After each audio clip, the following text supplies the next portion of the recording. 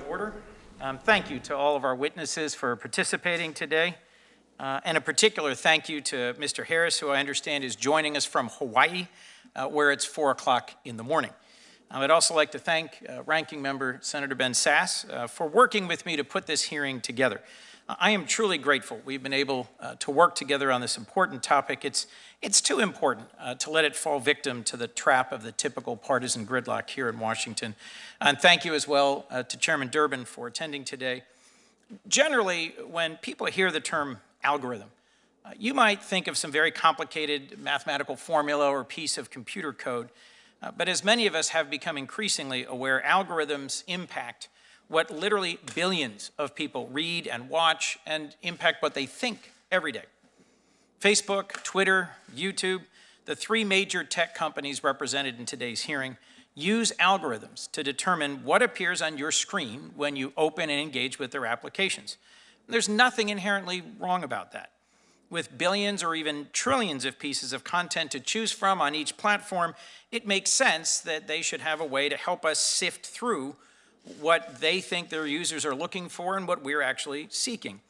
Advances in machine learning that made this technology possible have led to enormous good in other contexts. Machine learning has driven innovation across many industries, from medical science to public transportation, and has allowed companies to deliver better services. But many have also recently argued this advanced technology is harnessed into algorithms designed to attract our time and attention on social media, and the results can be harmful to our kids' attention spans, to the quality of our public discourse, to our public health, and even to our democracy itself. What happens when algorithms become so good at amplification, at showing you content that a computer thinks you'll like, that you or your kids or family members end up spending hours each day engaged, staring at the screen? What happens when algorithms become so hyper-tailored to you and your habits and interests that you stop being exposed to ideas you might find disagreeable or even so different from yours as to be offensive? What happens when they amplify content that might be very popular but is also hateful or just plain false? As I noted, Ranking Member Sasse and I worked on this hearing, and one of the main reasons for that is because we truly don't see these as partisan questions and don't come to this hearing with a specific regulatory or legislative agenda. But this is an area that requires urgent attention.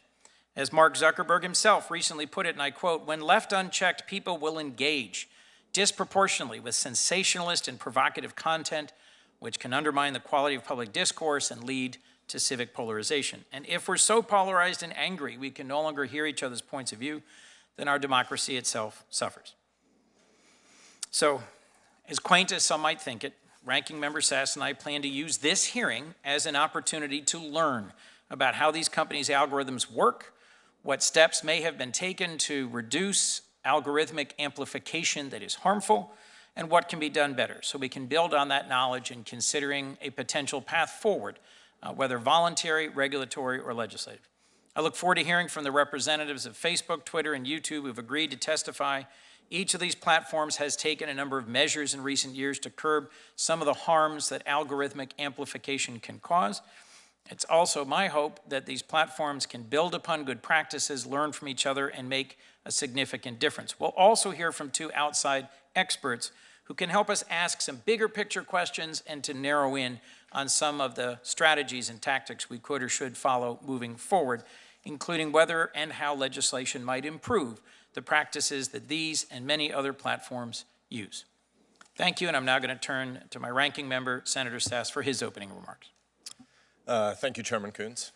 Congratulations on having a gavel for the first time in 6 years. Hopefully you don't get to keep it long, but I have enjoyed the preparation for this hearing with you and with your team. They've been thoughtful to deal with, and I appreciate your opening statement. I guess I should acknowledge the witnesses too. Thank you to all four of you. Mr. Harris, it's actually 85 degrees this afternoon in DC, so you didn't have to avoid us in Hawaii and have to testify at 4 a.m., but thank you for participating in the pre-dawn hours there nonetheless. Chris, I want to applaud your opening statement.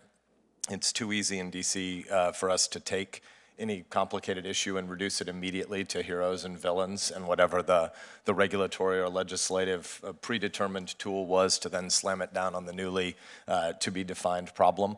And I think you underscored a number of really important points. The simplest one is that algorithms, like almost all technologies that are new, have costs and benefits. Algorithms can make the world a better place. Algorithms can make the world a worse place. And one of the most fundamental questions before us as a people isn't first and foremost governmental or legislative or regulatory, though those issues do exist. The first one is, in the new digital economy or the attention economy, the old adage holds that if a product is free, you're probably the product. And the American people need to understand, we, parents and neighbors, need to understand that we're being given access to these unbelievably powerful tools that can be used for lots and lots of good. And in most cases, because it's free, there's somebody who would really like to capture our attention, shorten our attention spans, and drive us into often poisonous echo chambers. So algorithms have great potential for good. They can also be misused, and we, the American people, need to be reflective and thoughtful about that first and foremost. To the tech companies who've showed up today, and to those of you who are also adjacent to the Silicon Valley conversation, thank you for your interest and attention to this conversation. I think it's very important for us to push back on the idea that really complicated qualitative problems have easy quantitative solutions. In some hearings that are not narrowly on this topic, but other technology-related big tech hearings that we've had over the course of the last 2 or 3 years in this committee, sometimes really hard, nettlesome problems we've wrestled with. We've been told that as soon as the supercomputers were better, they would solve these problems. The truth is we need to distinguish between qualitative and quantitative problems. But I appreciate the chairman's perspective on the way we're beginning this hearing, which is this isn't a rush to pretend politicians know a lot more about these problems than we really do.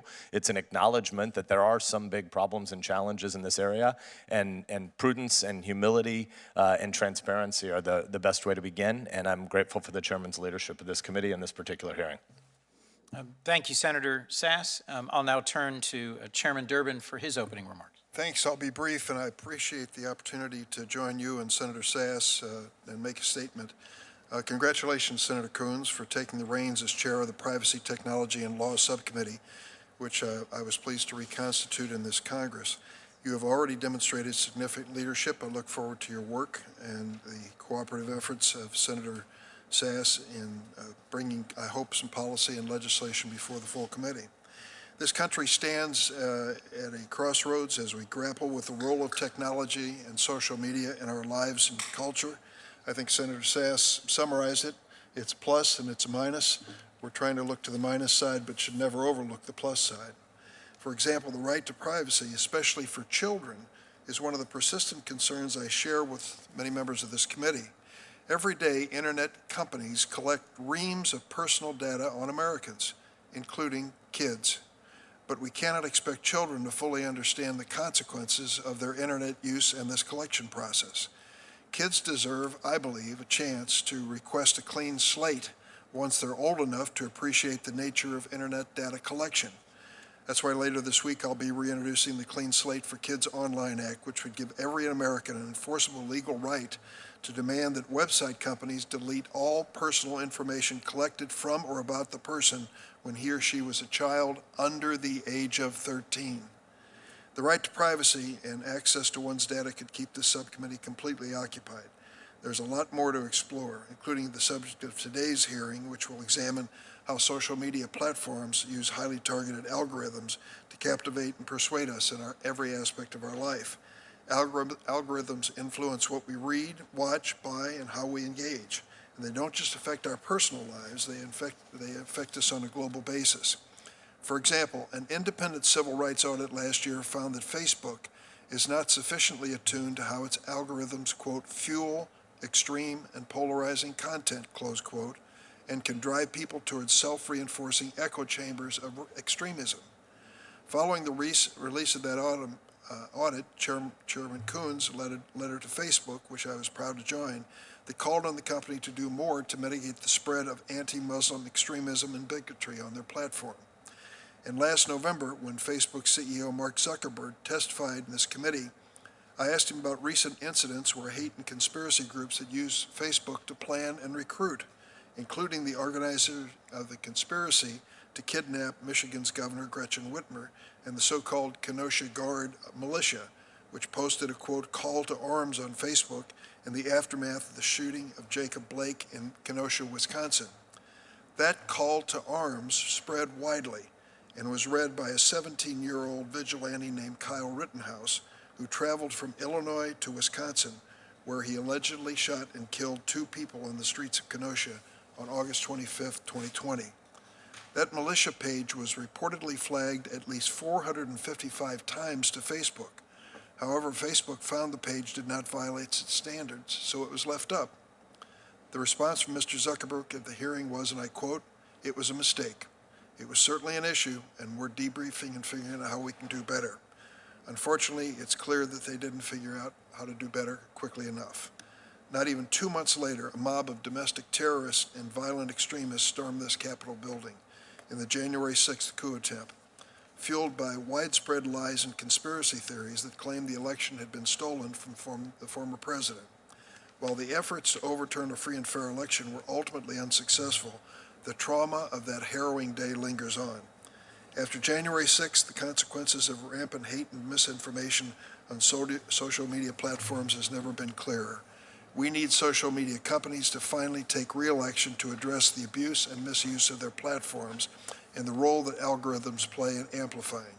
I look forward to hearing from the witnesses, and I'm hopeful that this subcommittee can accomplish, under Chairman Coons' leadership, what we are expecting for an opportunity for this country in the right direction. Thank you, Mr. Chairman. I will now briefly introduce our witnesses for today and then swear them in. First is Monica Bickert, Facebook's Vice President of Content Policy. She originally joined Facebook in 2012 as lead security counsel, advising the company on child safety and law enforcement. Prior to joining Facebook, Ms. Bickert served as resident legal advisor at the U.S. Embassy in Bangkok, where she specialized in Southeast Asia rule of law development and response to child exploitation and human trafficking. She also served as a prosecutor with the Department of Justice for 11 years in Washington. Lauren Culbertson is Twitter's head of U.S. public policy based in Washington, D.C., leads the company's federal and state public policy teams and initiatives, serves as Twitter's global lead for intermediary liability policy, and spearheads the company's efforts to help combat the opioid crisis. Previously, Ms. Culbertson worked in the U.S. Senate for my friend, Senator Johnny Isakson of Georgia. She also founded a business, Millennial Bridge, to promote public policy. Alexandra Veach leads YouTube government affairs and public policy for the Americas, where she advises the company on public policy issues around online and user-generated content. She previously served as Special Assistant to President Obama and as Deputy Assistant Secretary for the Department of Homeland Security. Before that, she served as a member of Speaker Pelosi's senior staff and began her career working for Senator Barbara Mikulski of Maryland. Ms. Veach's private sector experience also includes leading North American government affairs for Tesla and CSRA.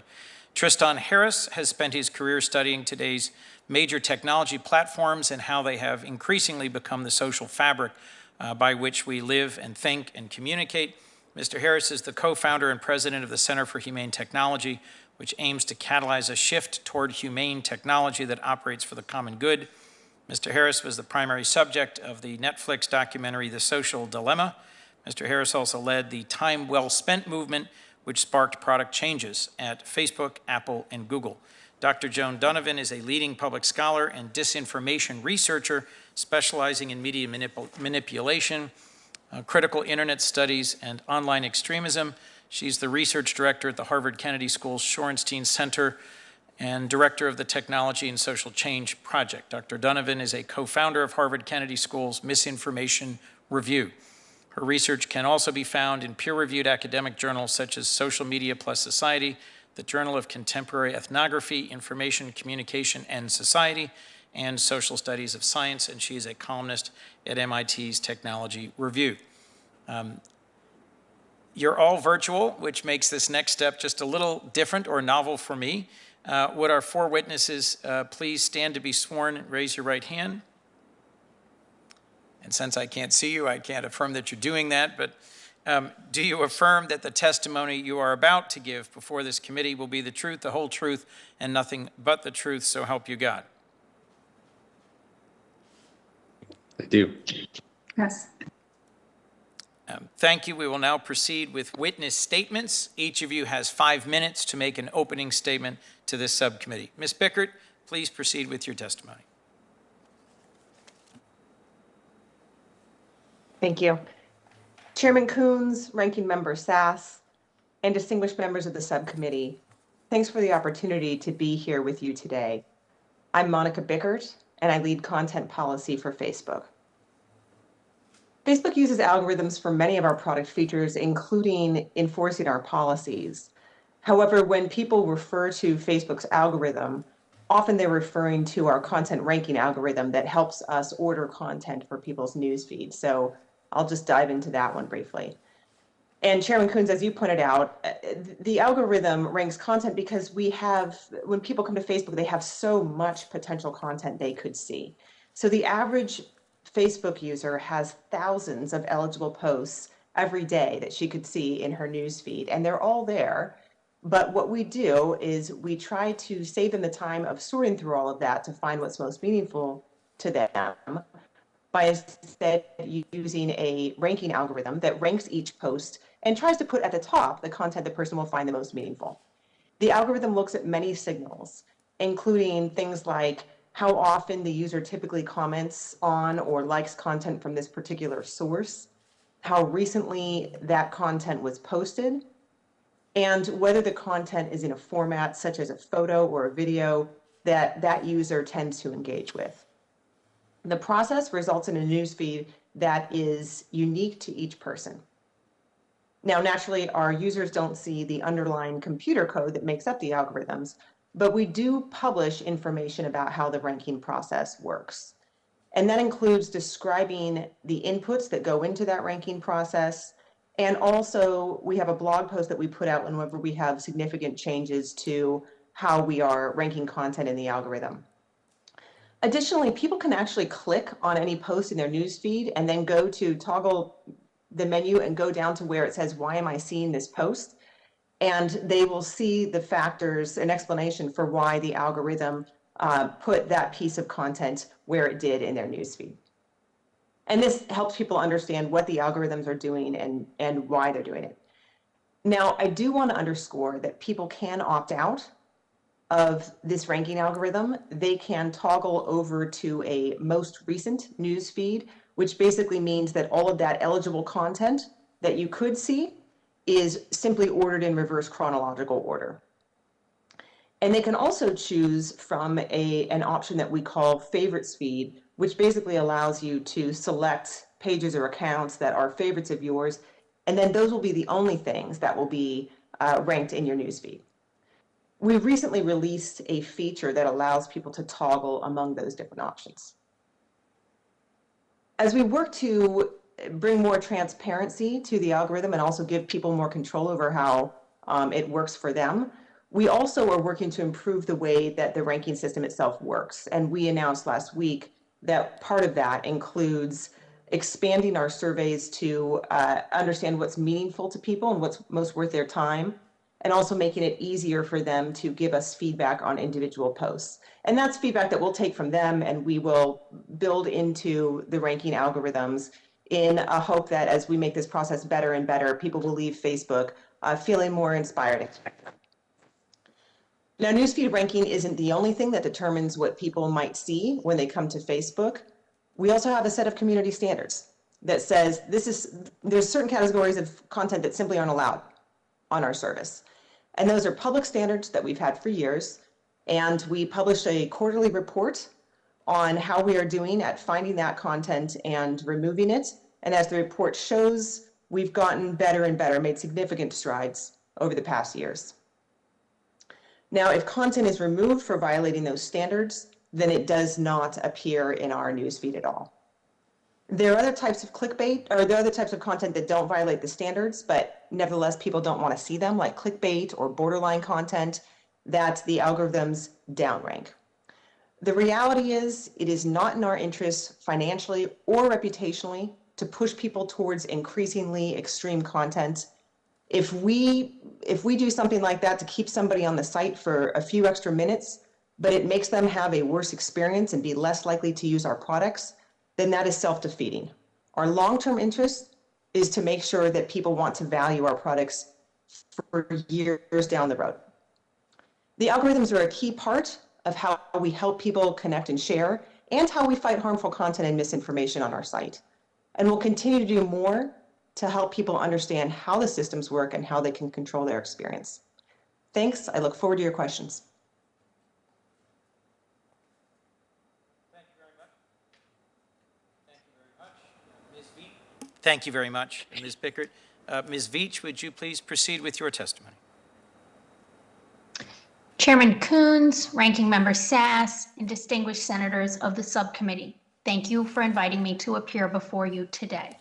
My name is Alexandra Veach, and I'm the Director of Government Affairs and Public Policy for the Americas and Emerging Markets at YouTube. I appreciate the opportunity to explain how algorithms and machine learning support YouTube's mission to give everyone a voice and show them the world. Through the adversity and uncertainty of the last year, YouTube has helped bring people together as we've stayed apart.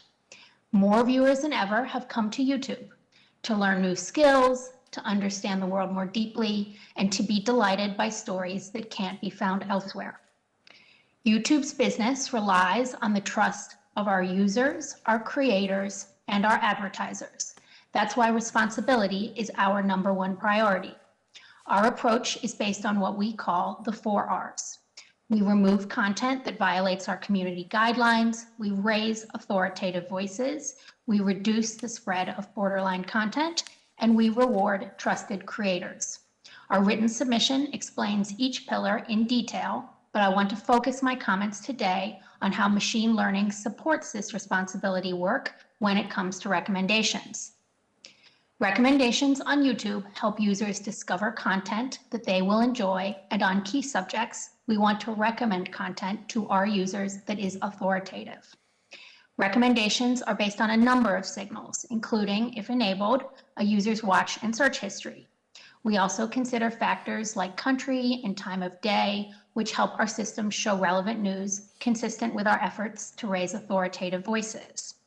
But we also give our users significant control over how their recommendations are personalized. Users can view, pause, edit, or clear their watch or search history at any time. We also give users the opportunity to provide direct feedback about recommendations so they can tell us if they are not useful. We also believe we have a responsibility to limit recommendations of content that is not useful or may even be harmful. That is why in January of 2019, we launched more than 30 changes to our recommendation systems to limit the spread of harmful misinformation and borderline content, which is content that comes close to, but doesn't cross the line of, violating our community guidelines. As a result, we saw a 70% drop in watch time of such content from non-subscribed recommendations in the US that year. This borderline content is a fraction of 1% of what's watched on YouTube in the US, but we know that is too much, and we are committed to reducing this number. We know there's interest in the quality of the content we recommend to our users. Researchers around the world have found that YouTube's recommendation systems move users in the direction of popular and authoritative content. Our efforts to raise up content from authoritative sources and reduce recommendations of borderline content and harmful misinformation outweigh other recommendation signals, even if the net result is decreased engagement. We are proud of our record here, but we also work continuously to improve. Because responsibility and transparency go hand in hand, I would like to close with 3 recent transparency efforts we have undertaken to facilitate a better understanding of our platform. First, in May 2020, we collaborated with Google to launch the first Threat Analysis Group Bulletin. It regularly discloses actions that we have taken to combat coordinated influence operations from around the world. Second, in June of 2020, we launched a website called How YouTube Works to answer frequently asked questions. It explains our products and policies in detail and provides information on critical topics such as child safety, harmful content, misinformation, and copyright. Third, earlier this month, we added a new progress metric to our quarterly community guidelines enforcement report. Our violative view rate estimates the percentage of views on content that violates our policies. Last quarter, this number was 0.16 to 0.18%, meaning that out of every 10,000 views on YouTube, only 16 to 18 come from violative content. This is down by over 70% compared to the same quarter of 2017, thanks in large part to our investments in machine learning. As we work to balance the open nature of our platform with our important work to be responsible, we appreciate the feedback we receive from policymakers. We will continue to do more. Thank you again for the opportunity to appear before you today. I look forward to your questions. Thank you, Ms. Veach. Ms. Culbertson from Twitter, if you'd now present your opening statement, your testimony, that'd be wonderful. Thank you. Thank you, Chairman Coons, Ranking Member Sass, and members of the subcommittee for the opportunity to testify on behalf of Twitter today on the role of algorithms and amplification of content. Twitter's purpose is to serve the public conversation. In the early days, we were where you could go to share 140 character status updates. Now, our service has become the go-to place to see what's happening in the world and to have conversations about a wide range of topics, including current events, sports, entertainment, and politics. While much has changed since the company was founded 15 years ago, we believe our mission is more important than ever. While many of the challenges we grapple with today are not new, the creation and evolution of the online world have affected the scale and scope of these issues. Moreover, we must confront these issues amidst increasing global threats to free expression. We believe that addressing the global challenges that internet services like ours face requires a free and open internet. We're guided by the following principles as we seek to build trust with the people we serve. This includes increasing transparency, providing more consumer control and choice, and improving procedural fairness. Let me expand on the principle of consumer control and choice, as it's particularly relevant to today's discussion on algorithmic choice. In 2018, we introduced a feature to give people on Twitter control over the algorithms that determine your home timeline. Through the sparkle icon you see on the top right corner of your screen, you can choose to see your tweets ranked or toggle to view tweets in reverse chronological order. When we implemented this, some suggested it would be bad for our business. We thought it was the right thing to do for our users, and it's been a core feature ever since. Further in line with our commitment to choice and control, Twitter is funding Blue Sky, an independent team of open source architects, engineers, and designers to develop an open and decentralized standards for social media. It's our hope that Blue Sky will eventually allow Twitter and other companies to contribute to and access open recommendation algorithms that promote healthy conversation and ultimately provide individuals greater choice. These standards could support innovation, making it easier for startups to address issues like abuse and harmful content at a lower cost. We recognize that this effort is complex, unprecedented, and will take time, but we're currently planning to provide the necessary exploratory resources to push this project forward. As we make investments to provide more transparency and choice, we've also launched our Responsible Machine Learning Initiative to conduct an in-depth analysis and studies to assess the existence of potential harms in the algorithms we use. We plan to implement our findings and share them through an open process to solicit feedback. Finally, as policymakers and members of Congress here debate internet regulation, I urge you to consider the ways algorithmic choice and machine learning make Twitter and other services a safer place for the public conversation. Technology is essential for rooting out harmful content like terrorism and child sexual exploitation content. We also rely heavily on machine learning tools to surface potentially abusive or harmful content for human moderators to review. Simply put, we must ensure that regulations enable companies to tap technology to help solve some of the problems that technology itself poses. In summary, we believe that moving toward more open systems will increase transparency, provide more consumer control and choice, and increase competition in our industry. This will ultimately lead to more innovation to solve today's and tomorrow's challenges. We appreciate the enormous privilege We have to host some of the most important conversations in the world. We're committed to working with a broad group of stakeholders to get this right for the future of the internet and for the future of our society. Again, thank you for the opportunity to be here with you today. Thank you, Ms. Culbertson. Mr. Tristan Harris of the Center for Humane Technology, if you'd now please give your opening statement. Thank you, Senator Coons, Senator Sass, and Chairman Durbin. It's an honor to be here with you today. My background is I used to be a design ethicist at Google. That was before recently featuring in the film The Social Dilemma, which many of you might have seen, which really has the insiders who understood how these technologies were built in the first place have affected society. My friends in college were some of the people who ended up working at these companies in the very early days, including my friends Mike and Kevin, who actually started Instagram. And what we really are missing in this conversation is a focus on the business model and the intrinsic nature of what these platforms are about, not because they're evil. And none of the people who are here with us today are intentionally causing any harm. Neither do I believe that the tech companies who created these systems have intentionally wanted any of these harms to happen.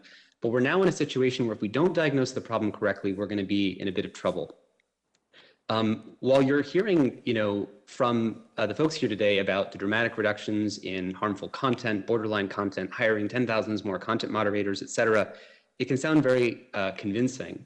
But at the end of the day, a business model that preys on human attention means that we are worth more as human beings and as citizens of this country when we are addicted, outraged, polarized, narcissistic, and disinformed, because that means that the business model was successful at steering our attention using automation. And we are now sitting through the results of 10 years of this psychological deranging process that have warped our national communications and fragmented the Overton window and the shared reality that we need as a nation to coordinate to deal with our real problems, which are existential threats like climate change, the rise of China, pandemic, education, and infrastructure. So long as these companies profit by turning the American conversation into a cacophony, into a kind of Hobbesian war of all against all, because that is the business model, again, of not the advertising, but the model of everyone getting a chance to speak and have it go viral to millions of people. So long as that is the promise with personalization, we are each going to be steered into a different rabbit hole of reality, which Joan will do such a good job of talking about. If you care about or believe that masks work, you will see infinite evidence that masks work. If you click on a couple articles that say masks don't work, and here's the stats in Florida showing that the data was different, you will see infinite evidence that masks don't work. And then we are pitted against each other with this sort of infinite virality where anything that is said can go viral. Fundamentally, this is breaking many different aspects of the nation's fundamental life organs. For children, increased cyberbullying leads to an increase in suicide. It takes momentary drama and it turns it into drama snowballs that drown out the effects of teachers in classrooms who have to spend 2 hours on Monday morning clearing up all the drama that occurred on social media over the weekend. It can reverse huge progress that we've made in civil rights and not perpetuating racial stereotypes by increasing online harassment and rewarding the presentation of minorities in ways that are demeaning. It can just inhibit our progress on climate change because climate disinformation has gone viral on these platforms. It can pose a threat to national security in the sense that if Russia or China try to fly a plane into the United States, they'd be shot down by our Department of Defense. But if they try to fly an information bomb into the United States, they're met by a white-gloved algorithm from one of these companies that says exactly which zip code would you like to target. It is the opposite of national security. What a cannon was to a castle, social media is to the nation state, because it removes the power asymmetries of the millions and billions of dollars that we've spent on F-35s, on passport controls, the Department of Homeland Security. Once your society becomes virtual, all those protections go away. Most importantly, if we are not coordinated as a society, if we cannot even recognize each other as Americans, we are toast. That is the only thing that matters. If we don't have a truth that we can agree on, then we cannot actually do anything on our existential threats. And we're really sitting at a moment in history where we're transitioning into becoming a digital society. And we kind of already have a Neuralink brain implant for our society. Right now we have two options. We have the Chinese brain implant, which leads to kind of an Orwellian control of thought, mass behavior modification, and surveillance. Or we have the Western brain implant that's built on this business model that turns us into a performative culture. And, you know, there's the Orwellian dystopia or the Aldous Huxleyan Brave New World dystopia, in which we fall into a kind of devolvement of amusing ourselves to death, constantly immersed in distractions and unable to focus on our real problems. And so what I really encourage us to think about is someone is going to be controlling the 21st century. Will it be open societies or closed societies? Either we beat China at becoming China in a digital way, which we don't want to do, or we figure out how to be a digital open society that doesn't actually lose to that. That is our task. Either we figure it out or the American experiment may be in question. Thank you very much, Mr. Harris. Dr. Donovan, if you'd now give your opening statement, please. Great. Thank you to the esteemed members of the subcommittee, Chairman Coons and Ranking Member Senator Sass for inviting me, and thank you to your staff as well. I appreciate the opportunity to talk about how algorithms and amplification shape public discourse. I'm Joan Donovan, the Research Director of the Shorenstein Center at Harvard Kennedy School, and I study the internet. I want to remind everyone that the internet is a truly global technology requiring massive amounts of international labor. So whatever policy ends up coming from the US will undoubtedly become the default settings for the rest of the world. I also want to begin by saying that I believe a public interest internet is possible. And I have to believe that in order to do the heinous job of researching hate, incitement, harassment, and disinformation on these social media products. What a public interest internet means practically is crafting policy that draws together the best insights across many different professional sectors, matched with rigorous independent research into how automation and amplification shape the quality of public life. And we should begin by creating public interest obligations for social media timelines and news feeds, requiring companies to curate timely, local, relevant, and accurate information, as well as providing robust content moderation services and options. But today, let's try to name the problem of misinformation at scale and its impacts. In the US, when we talk about politics, we're really talking about media about politics. And when those news and information flows get laced with strategic misinformation, then a simple search for something like coronavirus origin or mail-in ballots can lead people down the rabbit hole of medical misinformation or political disinformation. In October 2020, I testified about misinformation at scale having similar harmful societal impacts as secondhand smoke. And it took a whole of society approach to address the burden of disease caused by secondhand smoke, which led us to clear the air in workplaces, schools, and airports. So when I say misinformation at scale, I'm not complaining that someone is wrong on the internet.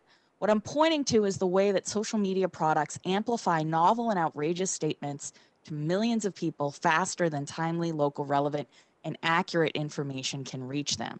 Post-2020, our society must assess the true cost of misinformation at scale and its deadly consequences. Disinformers, scammers, grifters use social media to sell bogus products, amplify wedge issues, impersonate social movements, and push conspiracies. And what I've learned over the last decade of studying the internet is that everything open will be exploited.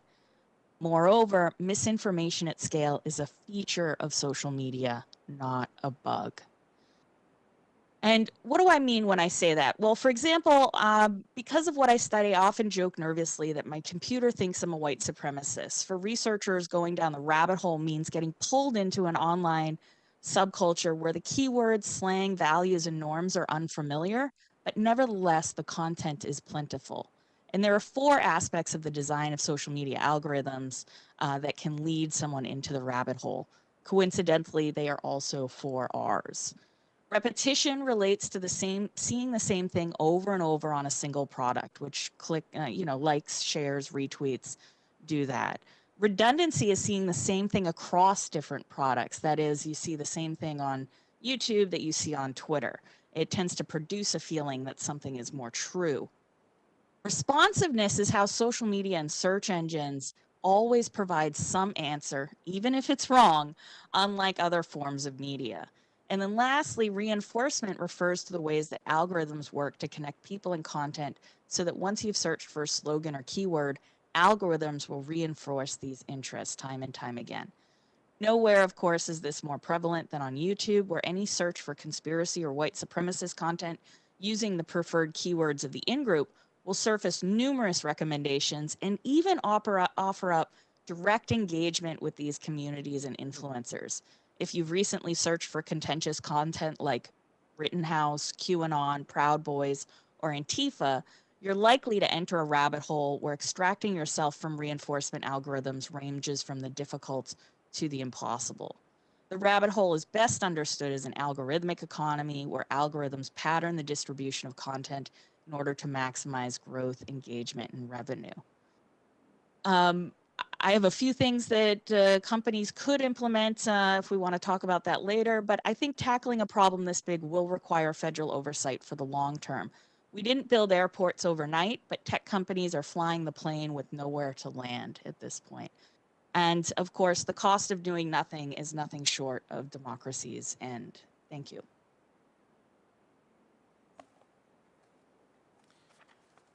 Well, thank you very much for your thoughtful testimony to all of our witnesses. Given the limited number of members, we may get several rounds of questioning, which is exciting to me.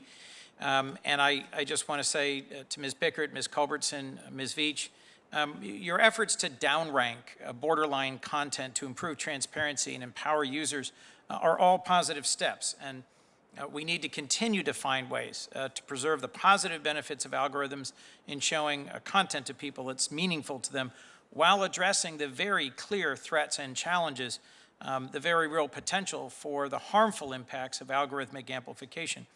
So the questions I have today are meant to get a better understanding of how one might further build on your efforts and strike the right balance. Some have proposed that social media platforms create virality circuit breakers.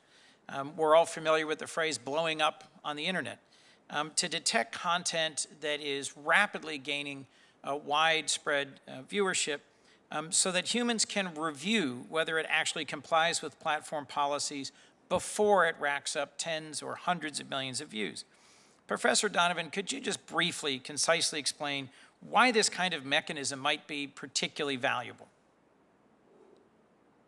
Yeah, I think one of the things that we know now from decades of tracking flagging, especially in communities, conspiracist communities, hate communities, they only tend to flag things as a result of trying to get retribution on one another.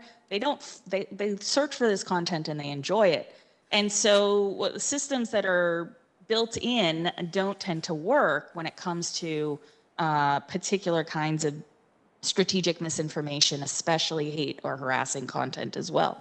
And so as a result, what you need to do as a corporation is really look for it. And I know that there have been a couple of different instances recently where corporations have found and rooted out some really heinous stuff, but it's obviously has to be part of the business process and the process of content moderation to seek out content that is essentially out of skew with signals from the past. You know, so that's Thank you. That's one of the ways that they could incorporate this. Thank you, Professor. Ms. Bickert, Facebook said last fall it was piloting this very concept.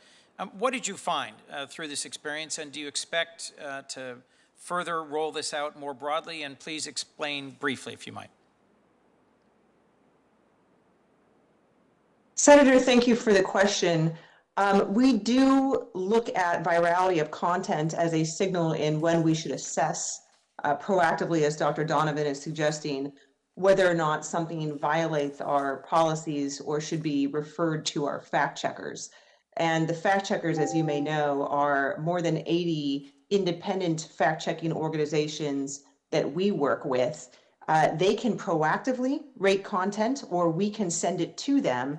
Either way, and that could be based on user reports too. Either way, if they rate something false, then that's when we will put on that a label saying this content is false, directing people to the fact check, and will also reduce the distribution of that content in our newsfeed.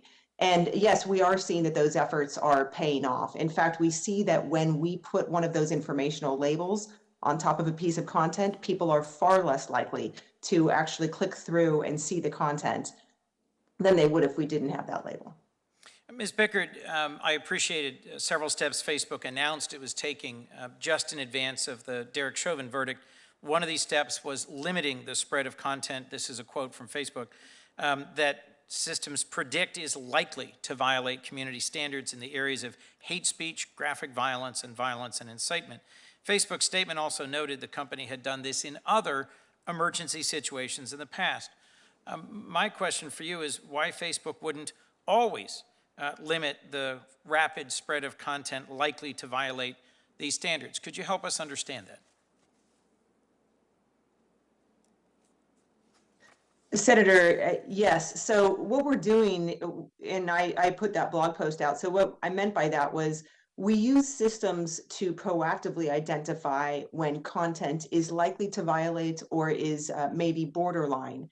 And often what that can help us do is send that to our reviewers and have them assess whether or not it violates. In extreme situations, because of course not all of that content will violate. You know, there will be some false positives in that.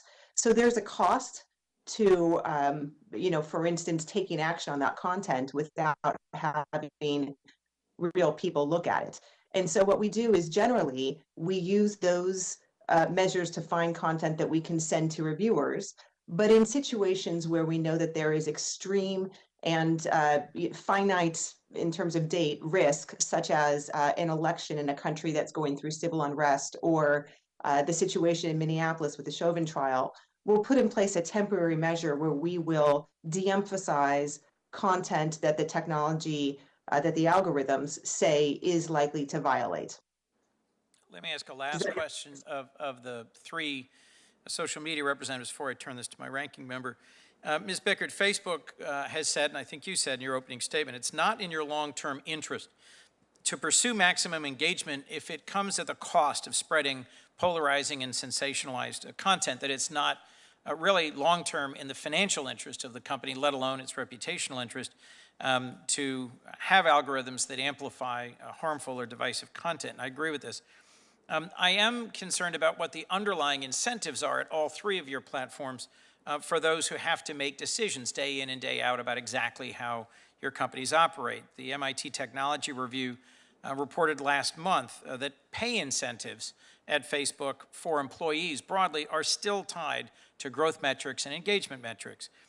So if I'm a Facebook employee who works on its news feed, are the metrics the company has set up to measure my performance directly related simply to engagement and growth metrics, or is there some way that these broader, more positive social objectives are incorporated?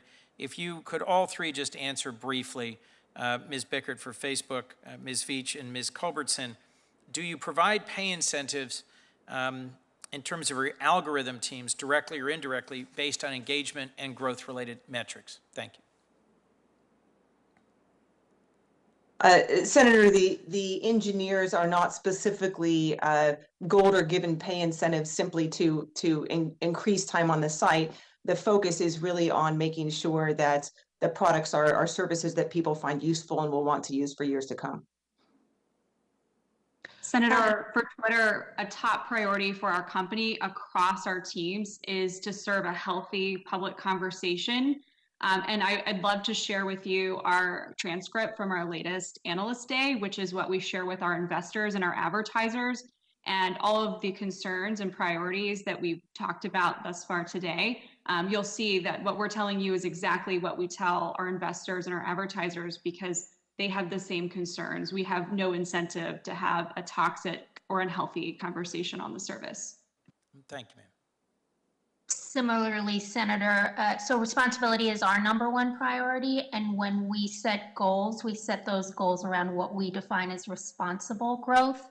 So we may set a goal to encourage adoption of a feature, but also we want to take into account how that feature may be used or misused and how we can ensure it's adopted responsibly. And Mr. Harris, if you could just provide a brief comment on your understanding of the incentives of employees and how it aligns with responsible growth versus growth at all costs. Yes, my understanding is even to this day, I think there was a brief experimentation at Facebook with non-engagement-based performance incentives for social impact, but that those have largely gone away, and it's actually still a measure of engagement. This is things like not time on site, but sessions, 7-day active users, growth, and that is still the focus. And everything else we're going to be talking about today, it's almost like having the heads of Exxon, BP, and Shell asking about what are you doing to responsibly stop climate change? Again, their business model is to create a society that is addicted, outraged, polarized, performative, and disinformed. That's just the fundamentals of how it works. And while they can try to skim the major harm off the top and do what they can, and we want to celebrate that, we really do, it's just fundamentally if they're trapped in something that they can't change. Thank you all. Let me turn to my ranking member, Senator Sass. Thanks, Chris. My first question is actually building basically exactly, pardon me, on where the chairman just finished. And I really do think that constructive engagement in these committees is better than people trolling for sound bites. So I'm not trying to get you all to fight, but the truth of the matter is this hearing would work a lot better if we were in the same room, so we didn't have to try to bring you all into dialogue. But the last three answers from the social media companies and Mr. Harris's answers are just ultimately not reconcilable, I don't think. And so I want to go back to, I'll start with Ms. Bickert as well. But saying that you aspire to healthy engagement as opposed to just more quantity, I agree with Mr. Harris's line that you definitely aspire to skim the most destructive habits and practices off the top of digital addiction, but the business model is addiction, right? I mean, money is directly correlated to the amount of time that people spend on the site. So I guess what would be useful for me is to hear each of the three of you say what you think is wrong with Mr. Harris's argument. Because right now I think we're talking past each other, and I know that there is bad content and there's disinformation content that you all, well-intentioned, as your companies surely are, want to curtail. But his argument is really more broadly about the business model, and the business model is addiction, isn't it? Ms. Bickert, can we start with you? What is Mr. Harris missing? Senator, thanks for the question. I'll say two things that I hope will be helpful. One is, for us, the focus is always on the long term, and I'll give one concrete example of that. In January of 2018, we put out a post announcing that we were going to be prioritizing content from family and friends over, say, news content. It was called Meaningful Social Interactions. We suspected that it would lead to less time spent on the service, and it did. It led to people spending tens of millions of fewer hours on Facebook every day. But that was something that we did because we thought that longer term, it was more important for people to see that sort of content because they would find it meaningful and they would want to continue to use the site. So it's a long-term picture. And the other thing I would say is the teams that I work with, who include the engineers who are focused on safety issues, removing content, say bullying content or hate speech, and the engineers who are focused on the way that we reduce, for instance, misinformation that's been labeled on the site. A key statistic for those engineers is prevalence, violating content. That's their goal. And we put out public reports on their prevalence. And so, that's an example of how we are focused on the long term and making sure that we are stopping abuse and maintaining a healthy environment. I want to be clear that I'm not targeting the three of you because my opening statement is very sincere. I think that there is a danger in politics, in governance, where if you agree that there's a problem, then there must be a definitive regulatory solution that can come real fast and easy. And on the other hand, if you're not persuaded there's a regulatory fix right away, then you have to deny there's a problem. I'm sort of a heterodox tweener on this, in that I don't have clarity about what the regulatory fixes would be, but I think society-wide we should admit that there is a problem in the last 12, 14 years as we've consumed more and more digital stuff that seems to be correlated with some benefits, but also some very real costs. And I don't think it's just your companies. I mean, there have been reports out of the New York Times about their own internal deliberations about how they'd like to have more of Americans engaging healthy content. and they're just printing money right now over the course of the last 4 or 5 years, but engagement is much higher when they're angry. And so when the content is angry, it leads to more engagement. And I don't think any of you are really going to dispute that, but I'd like to stay where the question was 2 minutes ago, which is I'd love it if Ms. Culbertson, will you tell me what you think is wrong with Mr. Harris's argument? We're really focused on serving the public conversation, and that includes having controls in place so people can also control their experience. But I think as we're talking about algorithms today, Twitter really does one thing. We do tweets. We have a home timeline. And as we're talking about algorithms, we have a ranking algorithm that's designed to show you what might be most relevant to you. That also, if we're talking about screen time or how much time you spend on a service, I think that's really relevant, because I know as a user of Twitter myself, I rely on that so I can kind of see what happened in the day, what people are talking about, and then I kind of log off, move on with my day.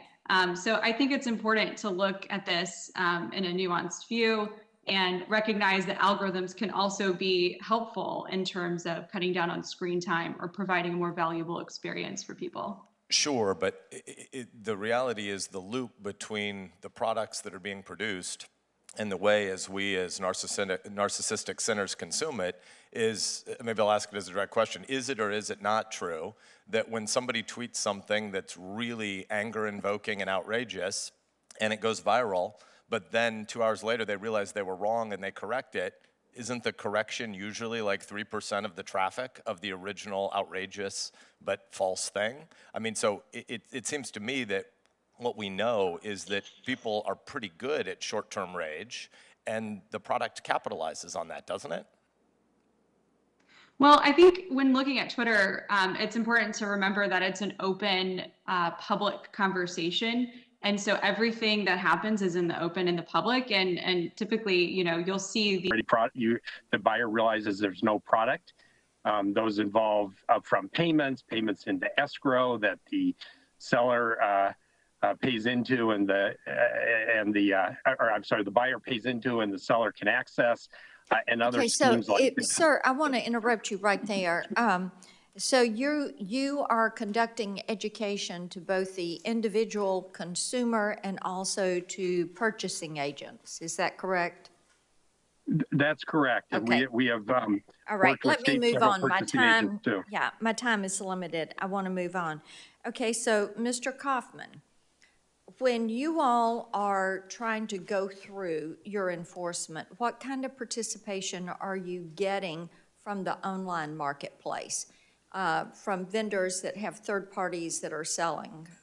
So answer would be twofold. When we see bad claims, in addition to reaching out to the party that's involved in the bad claims, we are also contacting the platforms to make sure that they're aware that there's bad activity on their platform. And do they respond appropriately? They have responded appropriately, okay, but I wish they would respond more without being invited to respond by the FTC. Okay, do they come to you with due diligence or information on their own? We think we have someone who needs to be investigated. We get occasional referrals from platforms and from companies as well.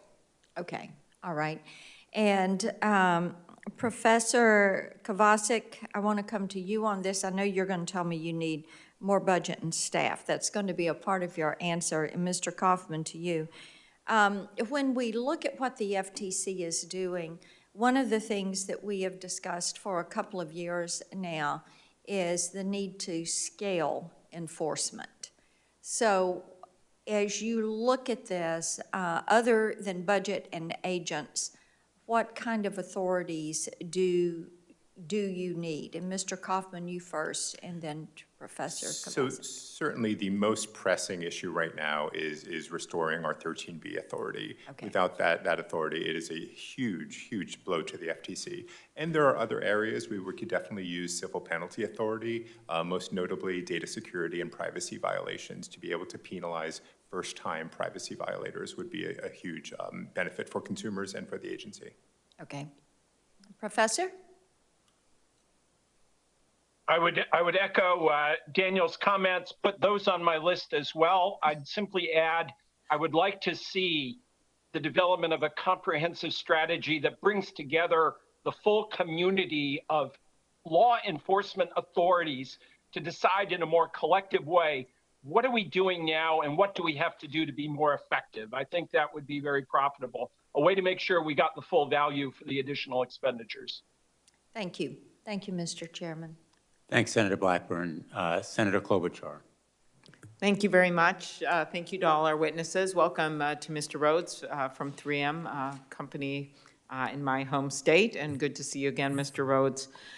Thank you to the chairman and to the ranking member for holding this really important hearing. It couldn't come at a more important time, as you point out, with the Supreme Court decision with 13B. Mr. Kaufman, in your testimony, you highlight that the FTC has sent out more than 350 warning letters directing companies to remove deceptive claims from fake coronavirus treatments to ads for products that were never delivered. How do these companies react to these warning tools, and why is 13B so important? So the companies, to their credit, to the extent that we want to give them credit, have been very responsive. The response has been overwhelmingly positive, and within 48 hours, the claims are removed. So it has been highly successful from that perspective. But in terms of 13B, there is a lot of litigation we have ongoing that relies solely upon 13B for monetary relief. So rather than getting millions and millions or tens of millions of dollars for consumers, we will be stuck getting nothing if there's no congressional fix to. And do you have any sense of how much money could be at stake, a range? I know you can't put an exact dollar figure. So, well, for the past 5 years, we've given back 11 billion with a B dollars back to consumers. So I would estimate it's certainly hundreds of millions per year. That seems to be a fairly conservative estimate. And that's going forward, of course, too, not just going backwards. Correct. And because of the pandemic and some of this fraud that's going on that we've identified, is it possible you'd even have more than usual? It is certainly possible. We are always looking for the cases that cause the most harm to consumers. Okay, very good. And Professor Kovacic, thank you for joining us again. You recommend a significant increase in the FTC budget in your testimony. I agree with that. You know, Senator Grassley and I have this bill, the Merger Filing Fee Modernization Act, which time has come. It would not be everything. A lot of what you're talking about, I think, would belong in the appropriations process. But what this would do would increase the budget of each of the FTC and the Antitrust Division by $67.5 million. And it's paid for, actually, in this case, not by taxpayer money, but by an increased merger filing fee on the biggest deal. It actually helps some of the smaller deals. And I call for even more, of course, a $300 million increase to the FTC budget in the appropriations process. But could you, you go even further? Could you talk about why this is so important at this moment of time, not just from the pandemic fraud cases you're seeing, but also from what you're seeing with those antitrust cases? I think it's so important that the FTC, under Chairman Simon, brought the Facebook case, but I bet that you could use nearly all the personnel in the FTC to work on those cases, and then we'd have no one left for anything else. So could you talk about the importance of this increase in budget? Yeah, thank you, Senator Klobuchar. I'm thinking from my perspective as someone who started his career at the FTC in the 1970s. And I have watched since the efforts of our public institutions to do expansive, ambitious things with modest resources. And I think as a starting point, as a nation, we have to realize that if we want the equivalent of superior results, we've been talking in the last couple of years about the equivalent of a public policy moonshot to put competition law in a much different place, consumer protection in a much different place. We look at our experience that with NASA, that was expensive, but it was worth it, arguably. And I think to have the conversation that says it is worth it for our nation to spend what it takes, not just in aggregate numbers, but to recruit and retain the personnel that we're going to need to drive these programs home successfully. Thank you. And I think if we're not willing to spend more, and suppose we don't spend triple the agency's budget, if we don't take the steps that you have suggested, step by step, I think we're going to find ourselves in a chronic position that we do in public policy, where we have grand policy aspirations and we scratch our heads and say, why isn't it working? Well, Okay. in part, it's not working because we're not willing to pay for it. Thank you. Mr. Rhodes, hometown company, in your testimony, you note that 3M partnered with the U.S. Department of Homeland Security to help seize approximately 11 million counterfeit 3M N95 masks. And in January, 3M helped Minnesota avoid buying nearly 500,000 counterfeit N95 masks from a fraudulent vendor. Can you speak to the important role of public-private partnerships in combating fraud? Yes, thank you for the question, Senator Klobuchar. That has been an integral part of our efforts from the beginning in processing those 13,800 reports, forming close partnerships with law enforcement and with agencies has really allowed us to extend beyond what we can do with our civil litigation authority. And the opening comments I thought were spot on, that the criminal enforcement really helps to make the difference to stop the bad actors. And so that's been a critical part of our efforts from beginning last March, when we sent a letter to the Department of Justice, to the National Association of Attorney Generals, National Governors Association, reaching out. We conducted briefings, formed working relationships with the DOJ task force, with Department of Homeland Security Investigations and their National IPR Center, as well as Customs and Border Protection. And those have really been among the most effective actions that we've been able to take. Thank you. Thank you. And just last, I'll just put this one on the record because my colleagues are waiting to ask questions. But Ms. Patton, thank you for your work. And I will say, Senator Lujan and I have done a letter after a hearing that he conducted on misinformation on vaccines, and I'll follow up with you on this, but just some astounding findings that maybe if we could take 12 accounts down or get the social media companies to do it, we would be in a lot better place. So thank you. Thanks, Senator Klobuchar, and thanks for your very thoughtful book, which deals with many of these topics. Thank you. Senator Thune. Thank you, Mr. Chairman. Mr. Kaufman, following the enactment of the Traced Act in December of 2019, the FTC's seen a drop in robocall complaints.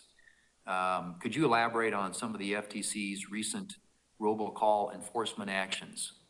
Sure. We are engaging quite a lot with the Federal Communications Commission, with the FCC and with DOJ on a number of robocall issues. We've got several cases in litigation, and we have a lot of cases in the pipeline that will be challenging more that robocall conduct. So it's an area we are very actively involved in. Could you speak to the FTC's efforts on engaging on that issue with industry initiatives like the Robocall Trace Back Group, and whether this public-private partnership has been successful in identifying illegal robocallers? Absolutely. It has been a very successful partnership. It's been a robust source of leads and helpful information to allow us to build successful law enforcement actions. So it's highly successful. Okay, good. Justice Breyer's opinion last week regarding the FTC's authority to seek equitable relief cited the Safe Data Act, which is comprehensive privacy legislation I've sponsored with Senators Wicker, Fisher, and Blackburn, as an example of Congress considering providing for a fix to the gap in the FTC's 13B authority. Mr. Kaufman, in your view, would this particular provision be helpful to the FTC after the Supreme Court's unanimous ruling that the FTC could no longer secure consumer redress in federal courts under the FTC's 13B authority? Absolutely. We really do appreciate the inclusion of 13B reform in the Safe Data Act and very much are very supportive and think it's a very important thing for Congress to take up. Mr. Rhodes, I appreciate all the work that 3M has done throughout the pandemic to increase its production of PPE to support individuals and frontline workers. In fact, last November, I had the opportunity to visit 3M's manufacturing facility in Aberdeen, South Dakota, to see the expansion of 3M's N95 mass production lines. At the same time you were increasing your manufacturing capabilities, scammers were trying to exploit the pandemic by offering a number of fraudulent products. What steps did 3M take to combat fraudulent activity during the pandemic, and can you talk about your partnership with law enforcement officials when identifying fraud? Yes, thank you for the question, Senator Thune. So our efforts to address the pandemic really started with getting information out there. We established our website, our fraud hotlines to both allow customers to verify that offers of product were authentic and from authorized 3M distributors. We put online information about how to spot fraud in all of its forms, how to spot counterfeits. We published the list prices for our commonly sold N95 respirators so that customers could identify and avoid inflated pricing. At the same time, once we established intakes for reports of suspected fraud, we reached out, as I mentioned, to the Department of Justice, to state AG's offices, to DHS, to CBP, to the FBI, and started a process of sharing information, of referring reports. We've referred thousands of reports, which has really extended the reach and effectiveness of our actions. We've also brought our own actions in 33 lawsuits in courts across the country, and we've been very successful in stopping the unlawful activity, and we've donated all of our recoveries in those cases, monetary recoveries, to COVID-19 related charities.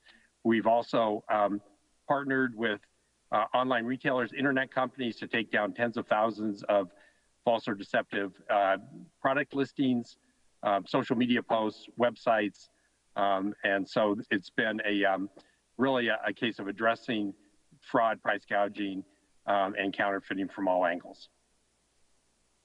Mr. Kaufman, there have been a number of discussions around vaccine passports since the Biden administration took office.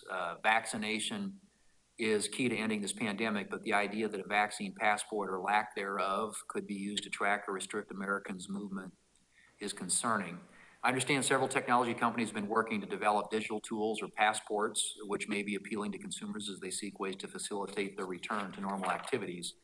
And while convenient to the consumer, I am concerned about the privacy and security of that health data that the consumer may opt to provide these companies. The FTC taken steps to conduct oversight of the privacy implications of digital vaccine passports? At the moment, we have not done anything publicly about it, but it is an issue that we are very concerned about. Obviously, there are enormous implications involving vaccines and privacy issues. We've also been active in a lot of other health privacy areas. We brought a recent case, Flow, involving an online telehealth app that collected a lot of information from hundreds of millions of people. So the issue of health and apps is an area we're very focused on, and I think you raise a very important issue that we will be looking at. Good. Okay, I'm glad you're going to be looking at it. Thank you, Mr. Chairman. Thanks, Senator Thune. And now Senator Markey. Thank you. Thank you very much, Mr. Chairman. Thank you for holding this very important hearing. A year ago, I sent a letter to the Federal Trade Commission urging it to develop and implement a comprehensive plan to stop bad actors from preying on innocent consumers with COVID-related scams and price gouging. Since then, the Commission has taken a number of important steps to stop this type of behavior, including issuing warning letters and charging a scammer who deceptively marketed a fake COVID treatment.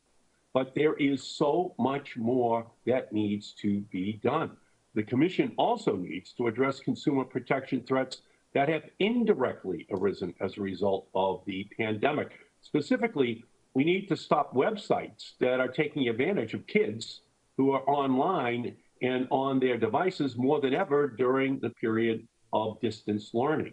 I recently sent a letter to the Federal Trade Commission urging it to investigate whether Google violated Section 5 of the Federal Trade Commission Act by misleadingly marketing children's apps as compliant with the Children's Online Privacy Protection Act, a law which I authored, despite evidence that many of those apps appear to illegally track children and share their personal information without consent. Mr. Kaufman, as children's time online skyrockets during this pandemic, is the Federal Trade Commission committed to cracking down on platforms that are unfairly manipulating kids and deceiving parents while they do it? Absolutely. I agree very much with you. What has happened from the pandemic, everybody has gone online, and the privacy and security issues have really been magnified by the movement of everything online. So I'm very familiar with your letter. I can't comment on a specific investigation, but issues of children's privacy are very important to myself, to my bureau, and to our acting chairman. Okay, great. Thank you. Last week, the Supreme Court stripped the Federal Trade Commission of its ability to obtain monetary relief for victims of scams under Section 13B of the Federal Trade Commission Act. Under this ruling, the Federal Trade Commission will operate without its primary tool for compensating cheated consumers. The Supreme Court's decision was nothing short of a gut punch to the Federal Trade Commission and to the consumers which it serves. I look forward to working with Chair Cantwell and Subcommittee Chair Blumenthal and all of my colleagues on this committee to quickly enact legislation that restores the Federal Trade Commission's rightful authority under Section 13B. But until Congress acts, it is imperative that the Federal Trade Commission uses its full authority to deter bad actors from engaging in illegal activity. We need to stop these scams before they happen. Federal Trade Commissioner Chopra has proposed that one way the Federal Trade Commission can deter harmful behavior is by using the Commission's penalty offense authority. Under the Federal Trade Commission Act, if the Commission formally condemns a particular illegal practice, in one case, other companies who knowingly engage in the same practice can face big fines. Here's an example. When a company recently posted fake positive reviews that tricked consumers into buying its products, the Federal Trade Commission issued an order condemning that practice. Using its penalty offense authority, the FTC could potentially now issue serious fines against any company that knowingly defies the Federal Trade Commission by posting fake reviews for their own products. In other words, using penalty offense authority, the Federal Trade Commission could potentially put whole industries on notice and hit companies where it hurts if they scam consumers. Mr. Kaufman, what are your thoughts on this approach? And is the Federal Trade Commission currently inventorying existing orders to see if it can use them to collect civil penalties from scam artists who are operating today? The penalty offense authority is one of the additional tools that we are very closely looking at to make sure we can do everything we can in our power to protect consumers despite the loss of 13B. One issue I have with that authority is that it gives you penalties. You know, at the FTC, one of our first priorities, we want to stop the bad conduct and get money back to consumers. Penalty authority doesn't allow us to do that, but it is a good alternative given the unfortunate decision of the Supreme Court last week. Thank you, Mr. Kaufman. Again, I just wish that the FTC now would use the penumbra of the authority of the Federal Trade Commission Act to protect consumers wherever possible, while simultaneously I realize that it's imperative that we pass legislation to empower the FTC to ensure that it can get money back from consumers. Social media site. People can make their voices heard, share their opinions, and interact. Increasingly, however, these big tech companies are deciding what we can and cannot say and infringing on America's freedom of speech. I constantly hear from Iowans about their concerns with control that big tech has over the discourse in this country, as well as the biases that these platforms have against conservative voices in middle America. I've heard numerous stories about posts being deleted, businesses removed, and creditors silenced. Many times this happens without warning and very little, if any, due process.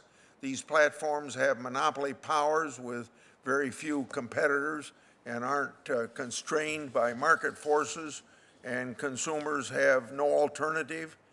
Big tech is also immune from liability under Section 230. This immunity, combined with monopoly, allows them to censor, block, and ban whatever they want. We must look at the power and control that a handful of companies have over speech, and their silencing voices with which they disagree.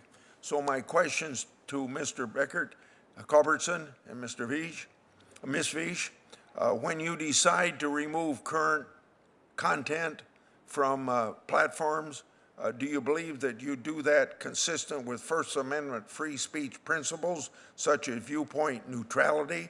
And if you believe that you're doing that, then why is it that conservative voices are consistently the ones who are being censored?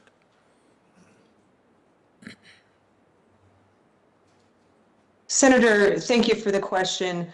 We are a platform for ideas across the political spectrum. I do believe that we enforce our policies without regard to political affiliation. And I do hear questions from both sides of the aisle, if you will, about whether or not we are fair in our content policy enforcement. But I can tell you that we enforce our policies without regard to political ideology. Senator, I also appreciate the question here. We want YouTube to be a place where diversity of viewpoints are heard. We do have public-facing community guidelines that govern what is allowed on our platform and what is not. We do enforce these consistently without regard for political viewpoint. You did mention due process, so I wanted to call out that when content is removed from a creator does receive an email explaining that and is given an opportunity to directly appeal. We make public the data around our appeals. So in the last quarter of 2020, we did have 223,000 appeals and 83,000 reinstatements, showing we don't always get this right, but we certainly want to apply our policies evenly.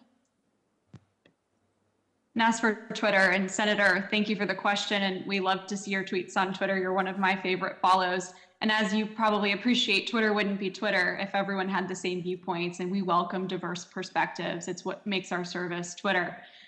We have rules in place. We enforce them impartially. And I know people have concerns, and they believe that companies like ours should be more transparent.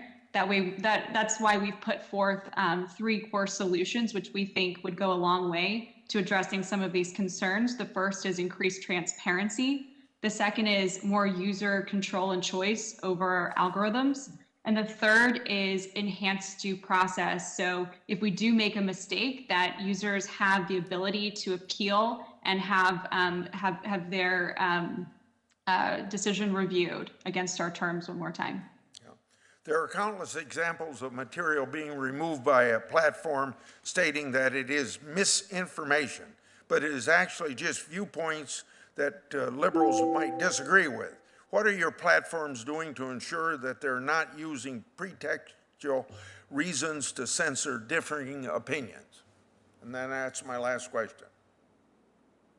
I'm happy to take this one, and Twitter's taken a very narrowly scoped focus on misinformation at this time. We have 3 categories that govern our policies. The first is synthetic and manipulated media. The second is civic integrity. And the third is COVID-19 misinformation. We are piloting a program called Birdwatch that would crowdsource annotations to potential misinformation. So this is something to address all forms of misinformation, and it would also bring more voices in to help us with that work. Senator, we do have robust community guidelines on YouTube. Those exist to keep people safe. To your point, it's important to note that those community guidelines are public facing and can be reviewed by any of our users.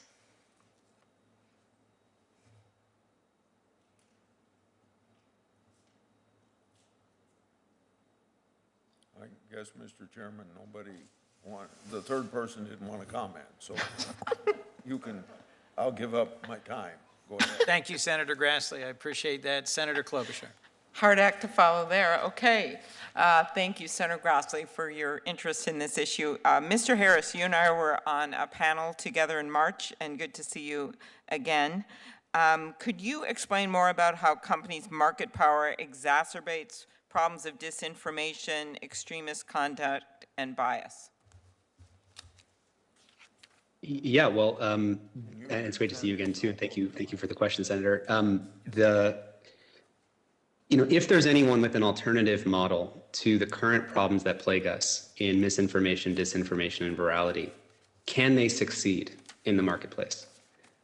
There's something in the literature called Metcalfe's law, right, where the power of a network grows exponentially with the number of participants. And really what we have between social media platforms is a race to Metcalfe. Once you have a dominant platform, it's very hard for there to be an alternative. And so market concentration means that even if there are alternatives that are trying to do solve any of the problems we're talking about today differently, they're going to get bought up by the existing platforms. And if you're a venture capitalist, the only way you're going to fund an existing company is by knowing that there's an exit pathway. And we kind of all learned the lesson as all the sort of competing platforms and things that have come out have just been acquired by the existing companies. Yeah, we also know I think that point just can't be lost, because there are regulations we can put in place.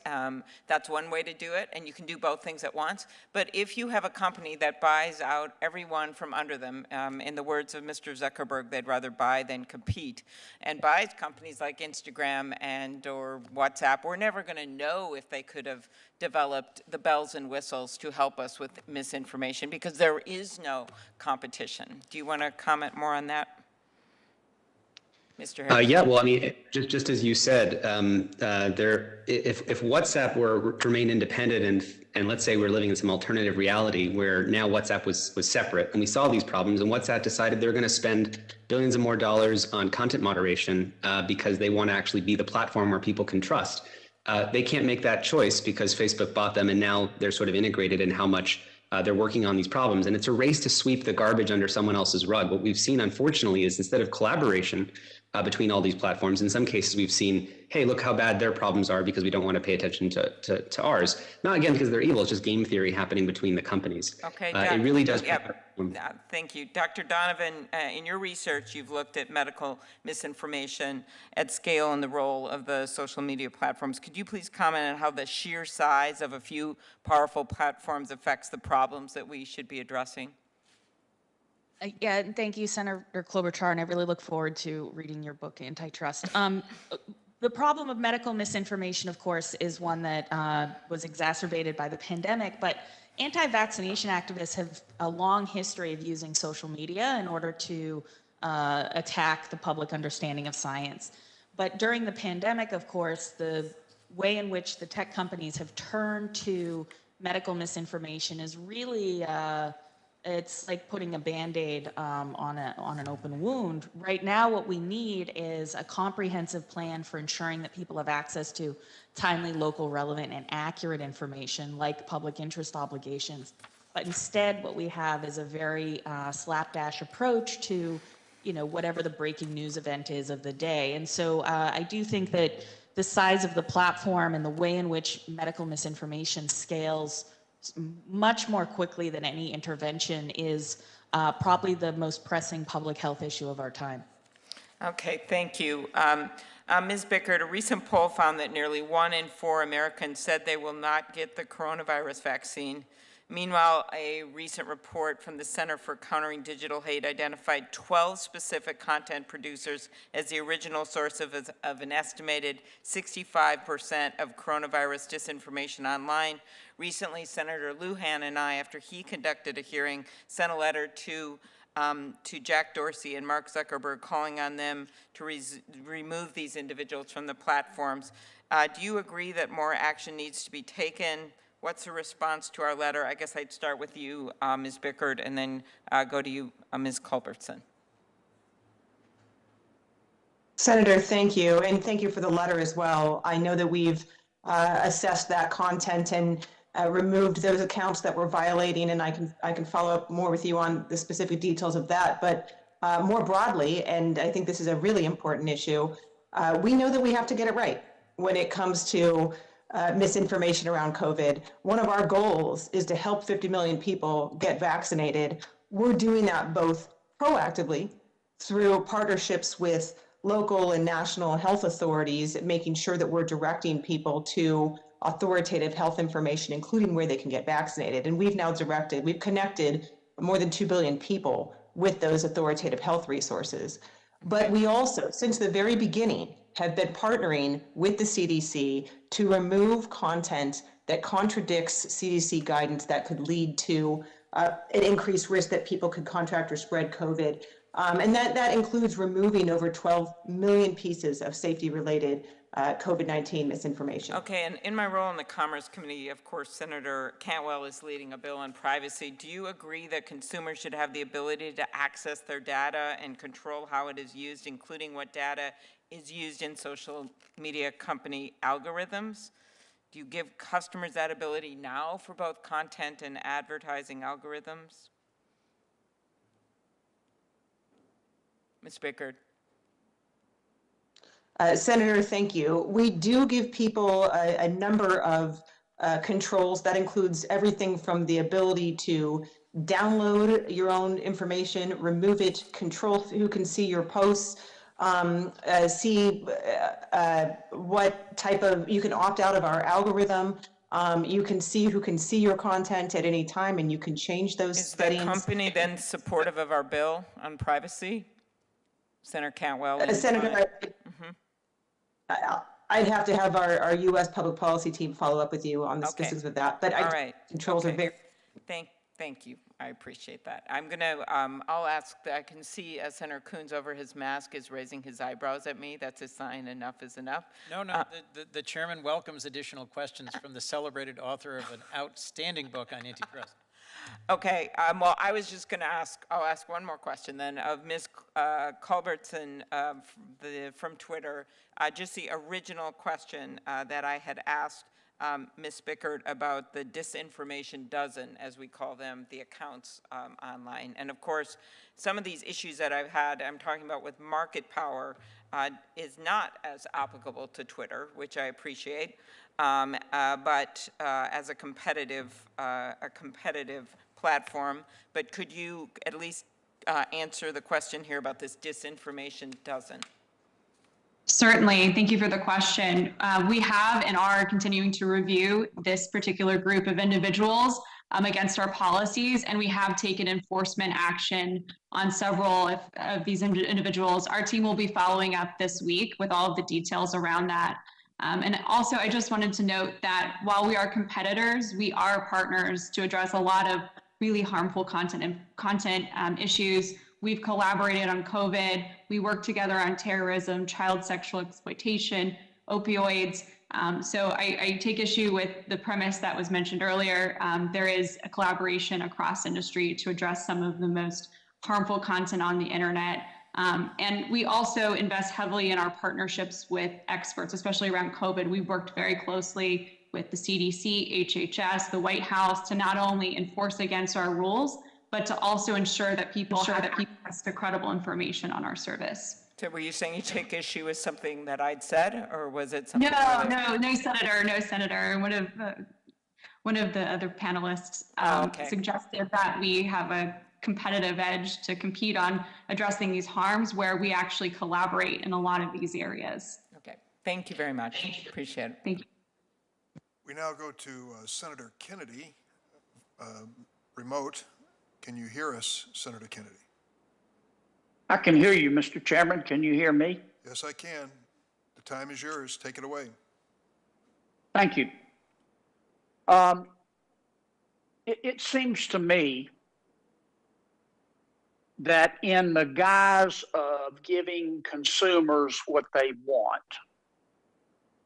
a lot of our social media platforms first use surveillance to identify a person's hot buttons. And then they use algorithms to show that person stuff that pushes those hot buttons. This is called, as you know, optimizing for engagement. The social media platform wants a person to visit its platform early and often. That's how it makes more money advertising. In any event, when that person that we're talking about, as a result of those algorithms, gets all revved up with no place to go, he posts something outrageous. Not every time, but quite frequently. And that is why you can still find kindness in America, but you have to go offline to do it. Mr. Harris, I'd like a straight answer from you. I have a bill, others have a similar bill. A bill to say that would say that Section 230 immunity will no longer apply to a social media platform that optimizes for engagement. Would you, if you were a senator, would you vote for it? I'd have to see the way that the bill is written. Don't do that to me. Don't do that to me, Mr. Harris. Give me a straight answer. We all want to read the bills. Would you vote for it or not?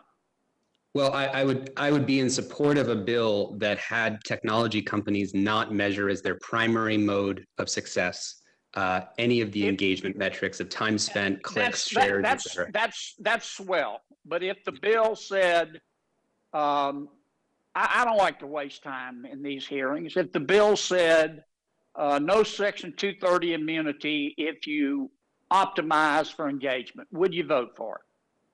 If you don't want to answer, just tell me. It sounds like a very interesting directional proposal. I'd have to know the details, but I'm sorry for not being more clear. Well, you're being very clear. You're dodging the answer. Dr. Donovan, would you vote for it? Yeah, when it comes to bills, the reason why I'm in research is so I don't have to make those decisions. But I would say that when we're talking about what these companies optimize for and the way in which it does optimize novelness and outrage. Doc, would you vote? Please. Would you vote for the bill? I would vote for some form of bill that required oversight of these algorithmic systems. All right.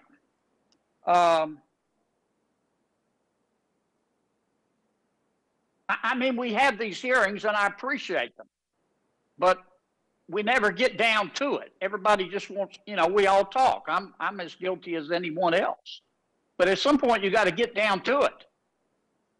And if you say, and that's where I'm coming from. I'm not trying to be rude. I'm just trying to get an answer out of you. You've both been very critical of what we have today. I am too. I'm looking for solutions. I'm not just looking for us to all show how intelligent we are, or not. Well, I think that one of the things we could address. I appreciate it, Doc. Senator. I'm gonna run out of time. Let me ask. I'm thinking about introducing a bill. In fact, we're working on it to take the principles of the General Data Protection Regulation in the EU. I never thought I would do something like this, but take the principles in the General Data Protection Regulation in the EU and have those principles apply here in the United States. Ms. Bickert, would you support that bill? Senator, I focus on content, but there are people at our company, we can have follow-up on that. Ms. Culbertson, that's a dodge. Ms. Culbertson, would you vote for it? We certainly comply with GDPR. There are some tensions with the First Amendment in the US, but we'd welcome a longer conversation about this. But generally, yes. Yes? Yes, Senator. God bless you. God bless you. Thank you for an answer.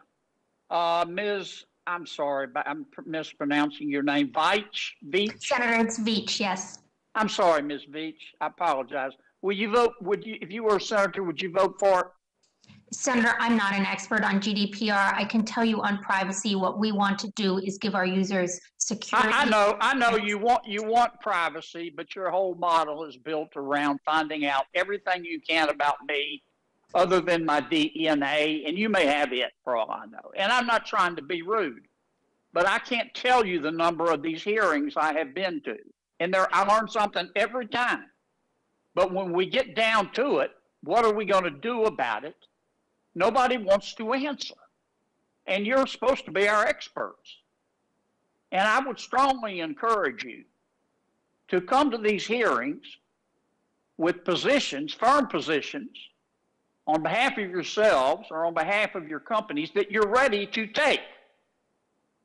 Don't just word whip us.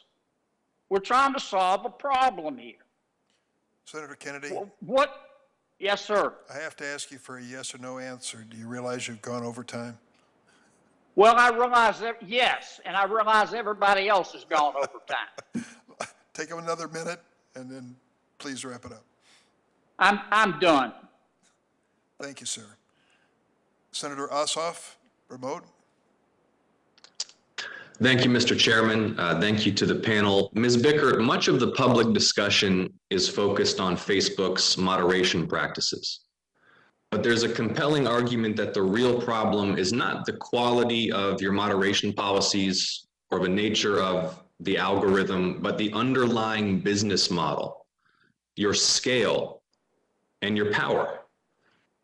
And while you clearly have an obligation to remove certain content, for example, incitement to violence or hate speech, I'm not at all enthusiastic about huge multinational tech companies becoming the arbiters of legitimate speech and expression, especially when the decisions about what you may boost or suppress algorithmically are often made in secret and under heavy pressure from politicians and advertisers and public opinion.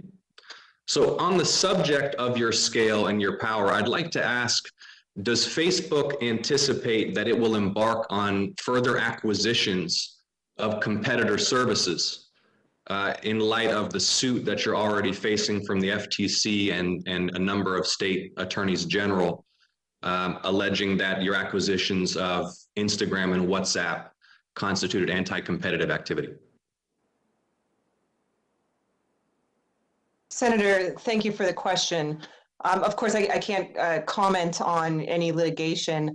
I can tell you, because I'm responsible for our content policies and a lot of what we do around moderation, that we do take very seriously both the balance between expression and safety, but also the need for transparency. And so with, for instance, our algorithm, over the past few years, we have put out a number of blog posts and other communications where we've actually given the inputs for what goes into the ranking algorithm. We've explained how any significant ranking changes. We've introduced this tool where on any post on Facebook, you can click on it and go under why am I seeing this post, and it'll tell you why that's appearing in your newsfeed where it is. And then significantly, we have made it more visible how you can opt out of that newsfeed ranking algorithm. So if people just want to see their content in reverse chronological order, excuse me. Yeah, respectfully, and I greatly appreciate your response, and I heard some of these points earlier in the hearing, and I'm not asking you to comment on any specific litigation. And to be clear, my point is actually that everything you just said about improving the quality of your moderation practices, disclosing some of the decisions underlying the algorithm are not the root issue. The root issue is that Facebook has too much power. And one company perhaps should not be such a massive gatekeeper that determines what ideas prosper and what ideas don't. And that's why the question that I asked was, does Facebook anticipate that it will embark on any further acquisitions of competitor services? Senator, acquisitions is really not my area at all. I'm focused on content. I can tell you though, from where I sit, from my perspective, it is a highly competitive space. And I know that not only from, being an executive working on content at Facebook, but also being the parent of two teenage daughters, both of whom use social media. And there are a lot of services out there that people use. Nevertheless, I do think it's really important that we recognize that these content moderation rules are really important, and we have to be very transparent about what they are so people can make informed choices about whether or not they want to use our services. Thank you, Ms. Bickert. Ms. Bickert, Apple's recent iOS update will require apps to seek additional explicit authorization from users in order for those apps, presumably some of your products included, to continue tracking users across the internet.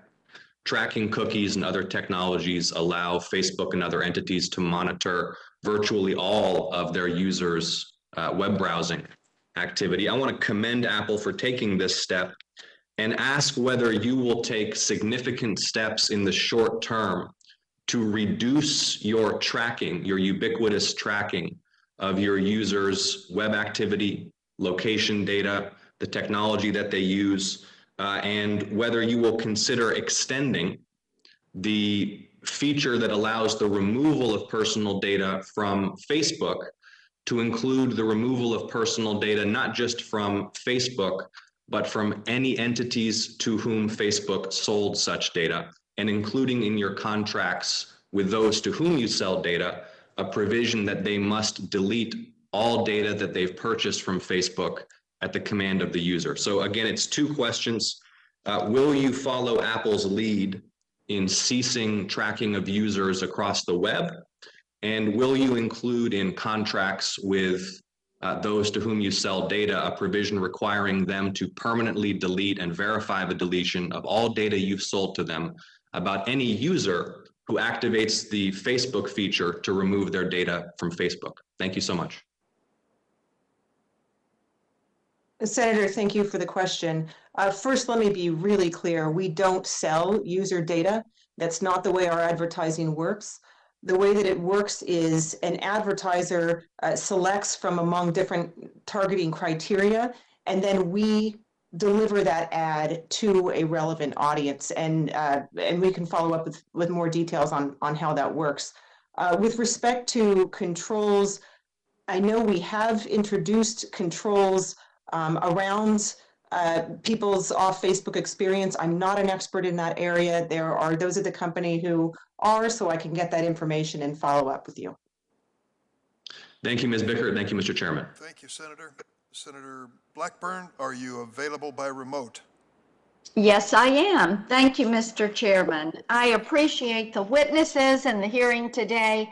And I think that all the witnesses are hearing that Americans are pretty much fed up with the arrogance of big tech. You're seeing it from all sides, and certainly Twitter's CEO, Jack Dorsey, had his contempt for Congress on full display in the House Energy and Commerce Committee hearing I think it was last month. And he tweeted out a poll on possible answers to the questions, basically treating the hearing as a joke. So, Ms. Culberson, do you agree it is unacceptable for Twitter's CEO to tweet while he is testifying before Congress? Yes or no? Certainly, he's the CEO and creator of Twitter, and he likes to tweet, and that's Yes the way or that no? he communicates. Okay, I asked for a yes and no. But I will say I'm pleased you are looking and appearing more presentable than your CEO in his testimonies before us when he behaves disrespectfully in a congressional hearing. And before the American people, he embarrasses Twitter. It is just such proof of how out of touch big tech is with the rest of the country. Big tech is, in my opinion, destroying news, free speech, competition, original content. It is responsible also for much of our children's minds. This is something that bothers me as a mom and a grandmom. The power of Facebook and YouTube's algorithms to manipulate social media addiction. We're even reading that it is among babies, toddlers, kids, tweens, and teens. And this is something that should terrify each of us. YouTube deploys algorithms to breed this addiction to clickbait in children, and they do it because it pays well. Our children's brains are being trashed. So if you Silicon Valley CEOs can pocket billions of dollars in ad revenue, YouTube algorithms create an unpoliced automated reward system. Videos with little educational content are amplified to unsuspecting toddlers and kids and to their unsuspecting parents. And Senator Thune mentioned that we are reintroducing the Bipartisan Filter Bubble Transparency Act to force big tech to disclose if their secret algorithms are manipulating customers. So, Ms. Veach, YouTube has a history of exploiting children to harvest and profit off of their viewing history. Isn't it true YouTube has illegally collected data on kids under age 13 in violation of COPA and marketed that data to companies? Ms. Veach? Thanks for the question, Senator. I'm familiar with the COPA that you're referring to. That was a novel interpretation of COPA. We worked directly with the FTC to reach an agreement about how we treat made-for-kids content on YouTube Main. We do. Okay, Ms. Veach, yes, you reached a settlement in 2019. You were fined a record $170 million. You recall that? Yes, ma'am. Okay, so the FTC order does not require YouTube to police the channels that deceive by misdesignating their content. However, Commissioner Slaughter said YouTube should have to take the extra step of creating an algorithmic classifier to better police YouTube content for kids. I know your engineers are capable of designating and designing algorithms for all sorts of purposes, good and evil. So let me ask you this. Is the YouTube engineering team capable of designing an algorithm that can identify undesignated child-directed content and turn off behavioral advertising? Senator, they are capable of that, and they have done that. We do require creators to designate their content as made for kids or not, but we also run classifiers, as you mentioned, to check that system and to determine what content is appropriate to be made for children and served to children. We also, just to be clear, Senator, do not allow personalized advertising on made for kids content. Are you prioritizing profit over children? No, Senator. Child safety on our platform is our top priority. We build our product with parental controls baked right in, things like timers that parents can control. Well, the FTC is prioritizing children and taking steps to safeguard them. Under the settlement, you promised to stop illegally marketing targeted ads to children. Videos now have been labeled as made for kids, as you just mentioned. So, and made for kid videos will no longer include a comment section or end screens that allow viewers to subscribe to children. So, are you allowing this behavioral advertising to be turned off? Yes, Senator, we do not serve personalized advertisements on made-for-kids content. Okay. I am over my time. Ms. Bikert, I have a question for you I will submit for the record. Thank you, Mr. Chairman. Thank you, Senator Blackburn. Senator Blumenthal. Thank you, Mr. Chairman. Thank you to all of our witnesses for being part of this hearing and to the chairman for holding it. It's a very, very critically important topic and hearing, and I apologize that I am late coming here because I was chairing a subcommittee of commerce on consumer protection dealing with COVID scams. I am very proud that last week the United States Senate approved the bipartisan Jabara Hire No Hate Act, which I led alongside Senator Moran. We've known for a long time that hate crimes are on the rise. They are exploding in this very polarized and vitriolic time.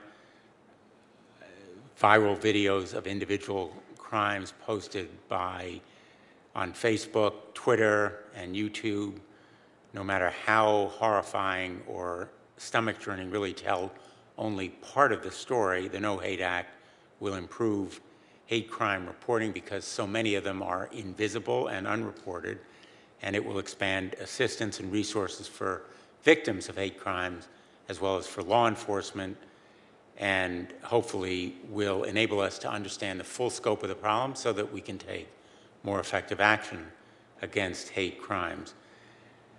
We know that the tech platforms play a role in hate crimes and hate speech online and off.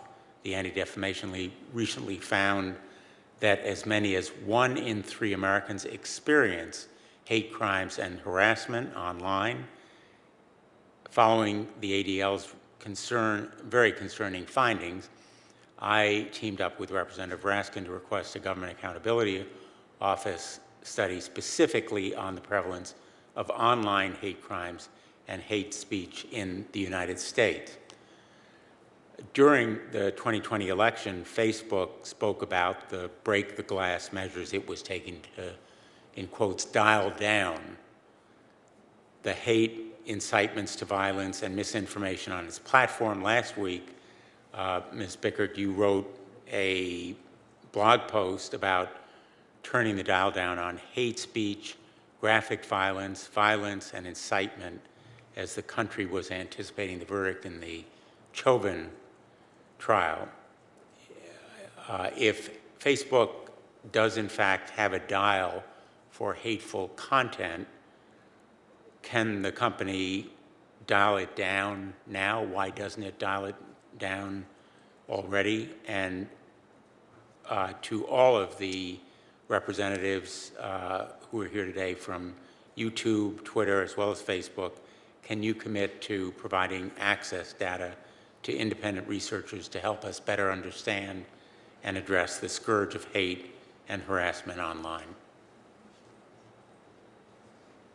Senator, thank you. And let me start by saying I completely agree that the rise of hate speech and hate crimes is very concerning and needs to be a priority for us and is a priority for us. And I'll just point to one quick example, which is we've started publishing the prevalence in our quarterly reports that we put out, our community standards enforcement reports. We now publish the prevalence of hate speech, which means we go through with a fine-tooth comb and see what we missed for a statistically significant subset of content. And the prevalence of hate speech on our service is very low, less than 0.1%, but it's something that we're really focused on finding. And now I'm happy to say that more than 95% of the content that we remove for hate speech violations, we find ourselves before anybody reports it to us. So we are making strides. But to respond to your point about why we don't, the measures we took around the Chauvin trial and the election, why we don't always do that, let me sort of give you an example of the costs of those measures, because they have benefits, but they have costs. In the run-up to the election, for instance, we took some very aggressive measures to reduce the distribution of content that might be violating our policies. We did that with the Chauvin trial as well. Those measures aren't perfect. And so there will be content that actually doesn't violate our policies, that was flagged by our technology, that really shouldn't be reduced.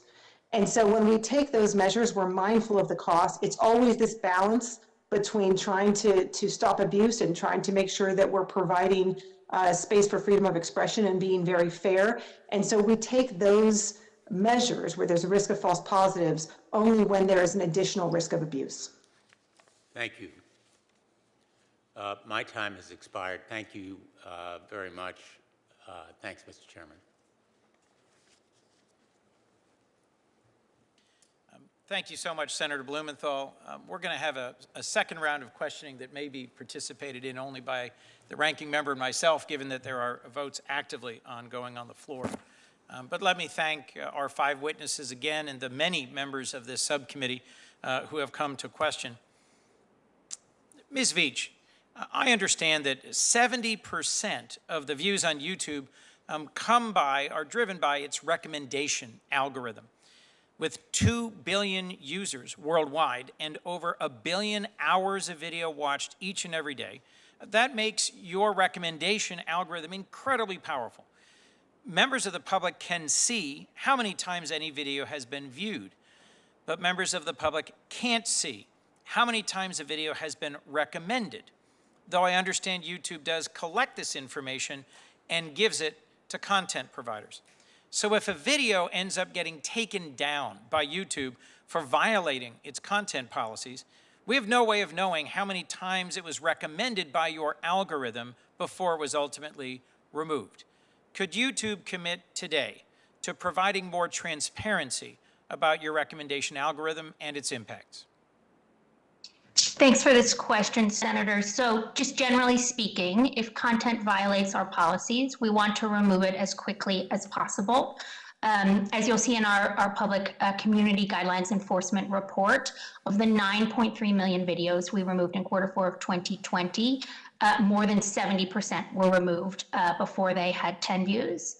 I think you've brought up an interesting idea, and we're always looking to expand transparency when it comes to our platform. One way we've done this recently is by making public what we call our violative view rate. It's the percentage of views on our platform that violate our community guidelines.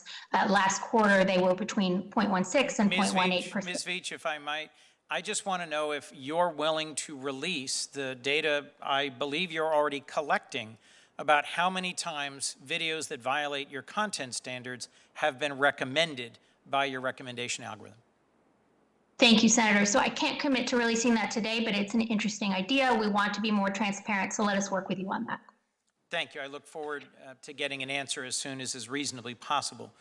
Ms. Bickert, several publications have reported that significant portions of misinformation and polarizing content on Facebook comes from readily identifiable hyperactive users or super inviters who generate a lot of activity on your platform.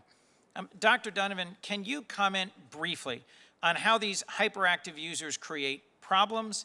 And then, Ms. Bickert, I want to ask about whether or not Facebook intends to tackle this challenge. Dr. Donovan?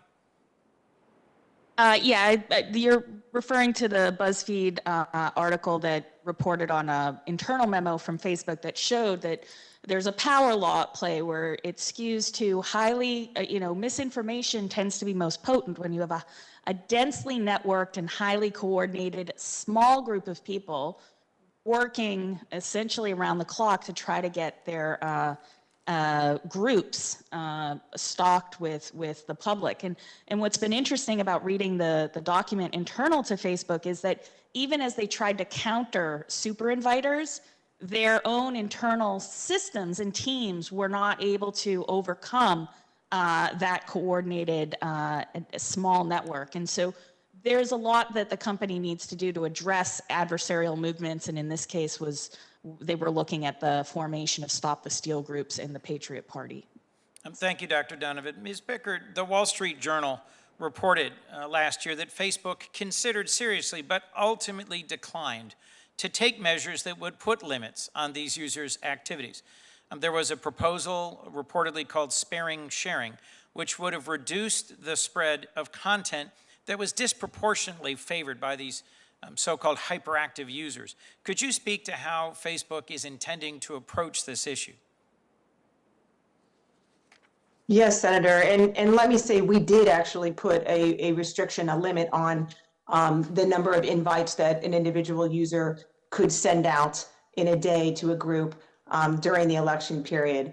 But I want to speak also to the point that Dr. Donovan raised, and I completely agree. There are networks of bad actors who are particularly sophisticated, who try to use social media to achieve their objectives, and understanding the way that those networks work has been something that we have really been focused on in the past few years, building a team under Nathaniel Gleischer, who's got expertise in this area and I know knows Dr. Donovan as well, in terms of identifying these sophisticated actors who are often engaged in shell games and other attempts to sort of obfuscate what they're doing using inauthentic identities.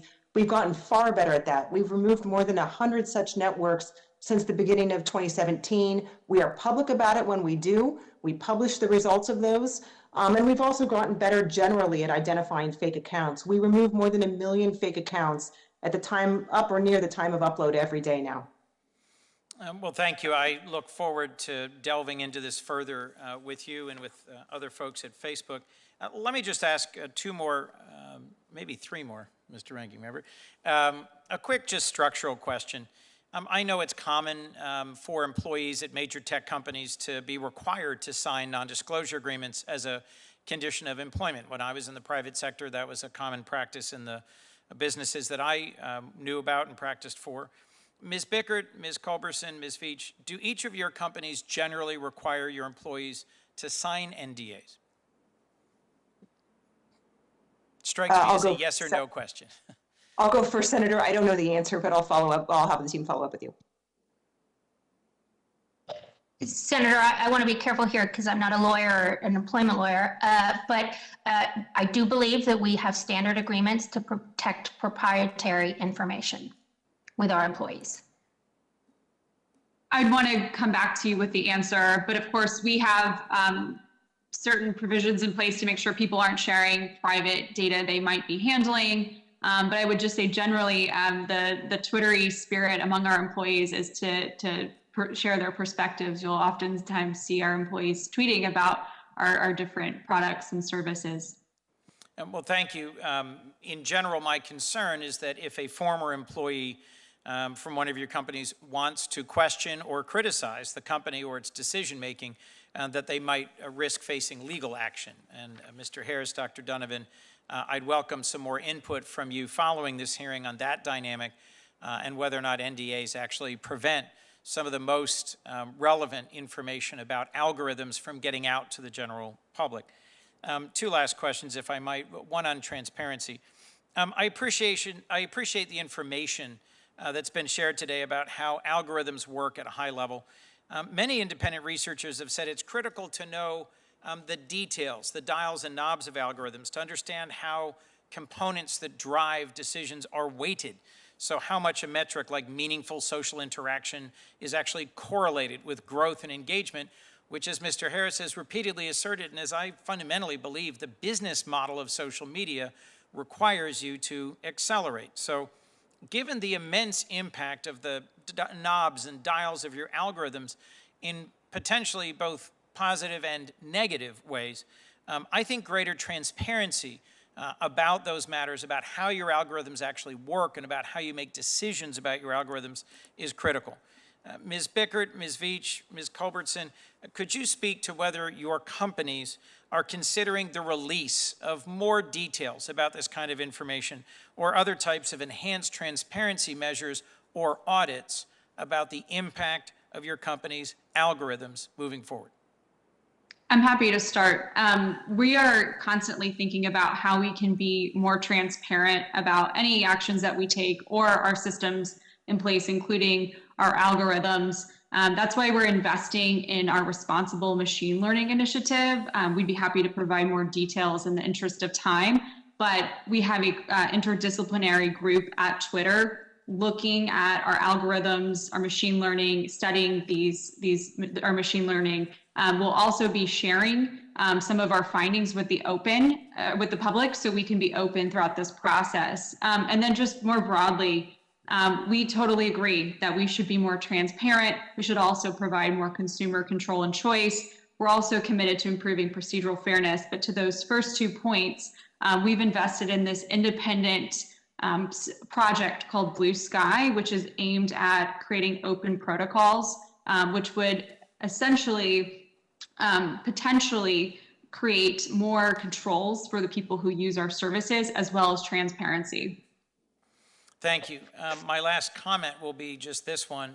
Mr. Harris spoke forcefully and pointedly about how the business model of social media is attention harvesting, and that after a decade of the positive and negative impacts of social media, which has accelerated to be one of the most important forces in our society today, that we've more than not seen the toxic impacts of division and disinformation.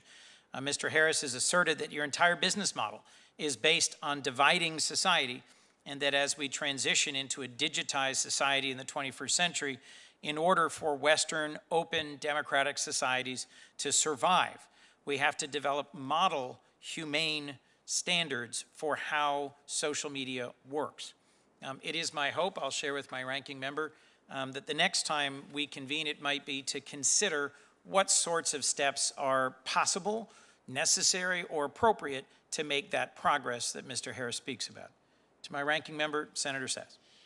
Thank you, Chairman Coons. And again, thank you to all 5 of you for being here. I do want to put another question to Mr. Harris, but before I start that second round of questioning, I would like to just briefly address colleagues on both sides of the aisle, because both Republican and Democratic colleagues today have said a number of things that presumed more precision about the problem than we've actually identified here, and then sort of picked up the most ready tool, usually the 230 discussion. And I think I'm a lot more skeptical than maybe most on this committee to push to a regulatory solution at this stage. And I think in particular, some of the conversations about Section 230 have been well off point to the actual topic at hand today. And I think much of the zeal to regulate is driven by short-term partisan agendas. And I think it would be more useful for us to stick closer to the topic that the chairman identified from this hearing. I also think it's important for members of Congress to constantly remind ourselves that we're bound by First Amendment constraints in our job, and a number of the lines of questioning, again, on both the right and left sides of this panel today, talked as if the First Amendment is sort of, this marginal topic that we don't have to be obsessively concerned about. And yet we need to draw a distinction between the First Amendment and the true public square as regulated by the powers of the government, and the fact that the companies we're talking about, Amy Klobuchar has raised some important topics about scale and antitrust issues, but the companies we're talking about are private companies. And so I just think there are a number of First Amendment public-private distinctions that we should be attending to a little more closely than maybe we did today.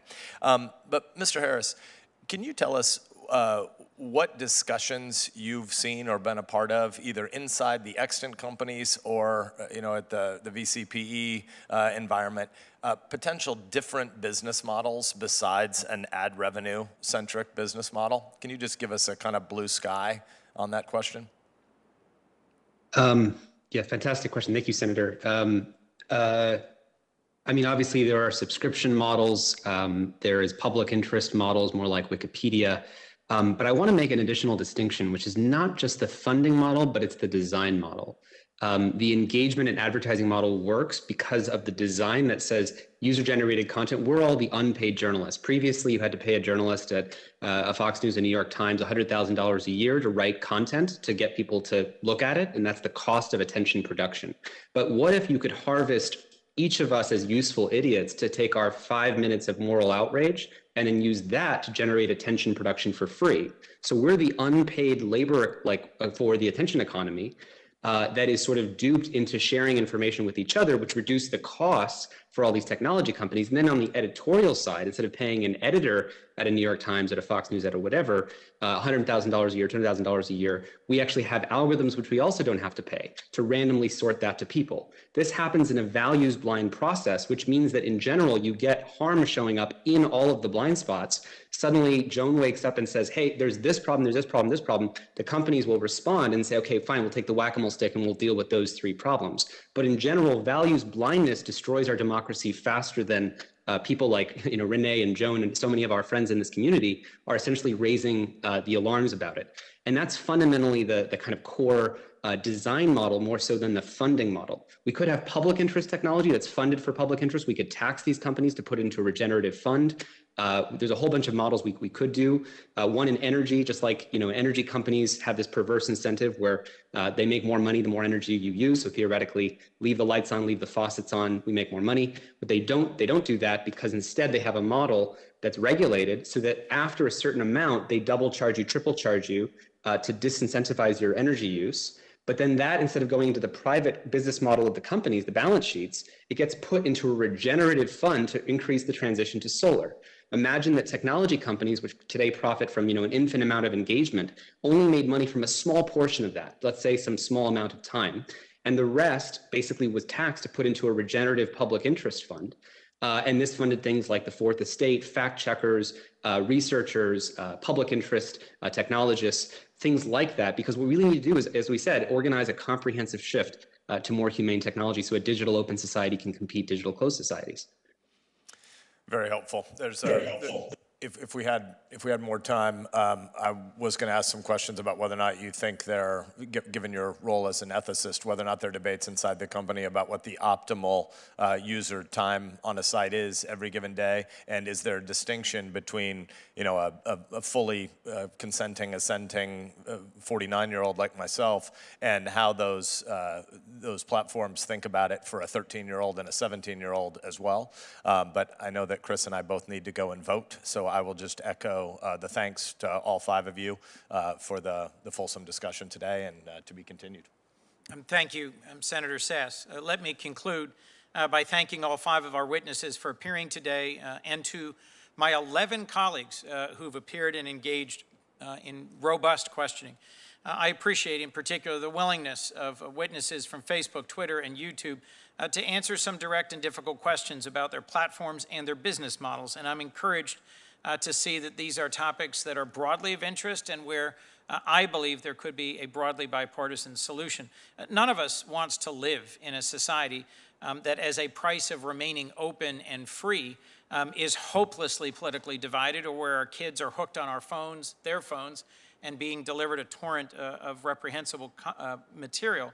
But I also am conscious of the fact that we don't want to needlessly constrain some of the most innovative, fastest growing businesses in the West. Striking that balance is going to require more conversation, and I look forward to continuing to work with Ranking Member Sass on these matters, whether by roundtable or additional hearing, and whether by seeking voluntary reforms, regulation, or legislation. That includes exploring how best to align incentives, both within companies and with the rest of our society, to ensure greater transparency and user choice.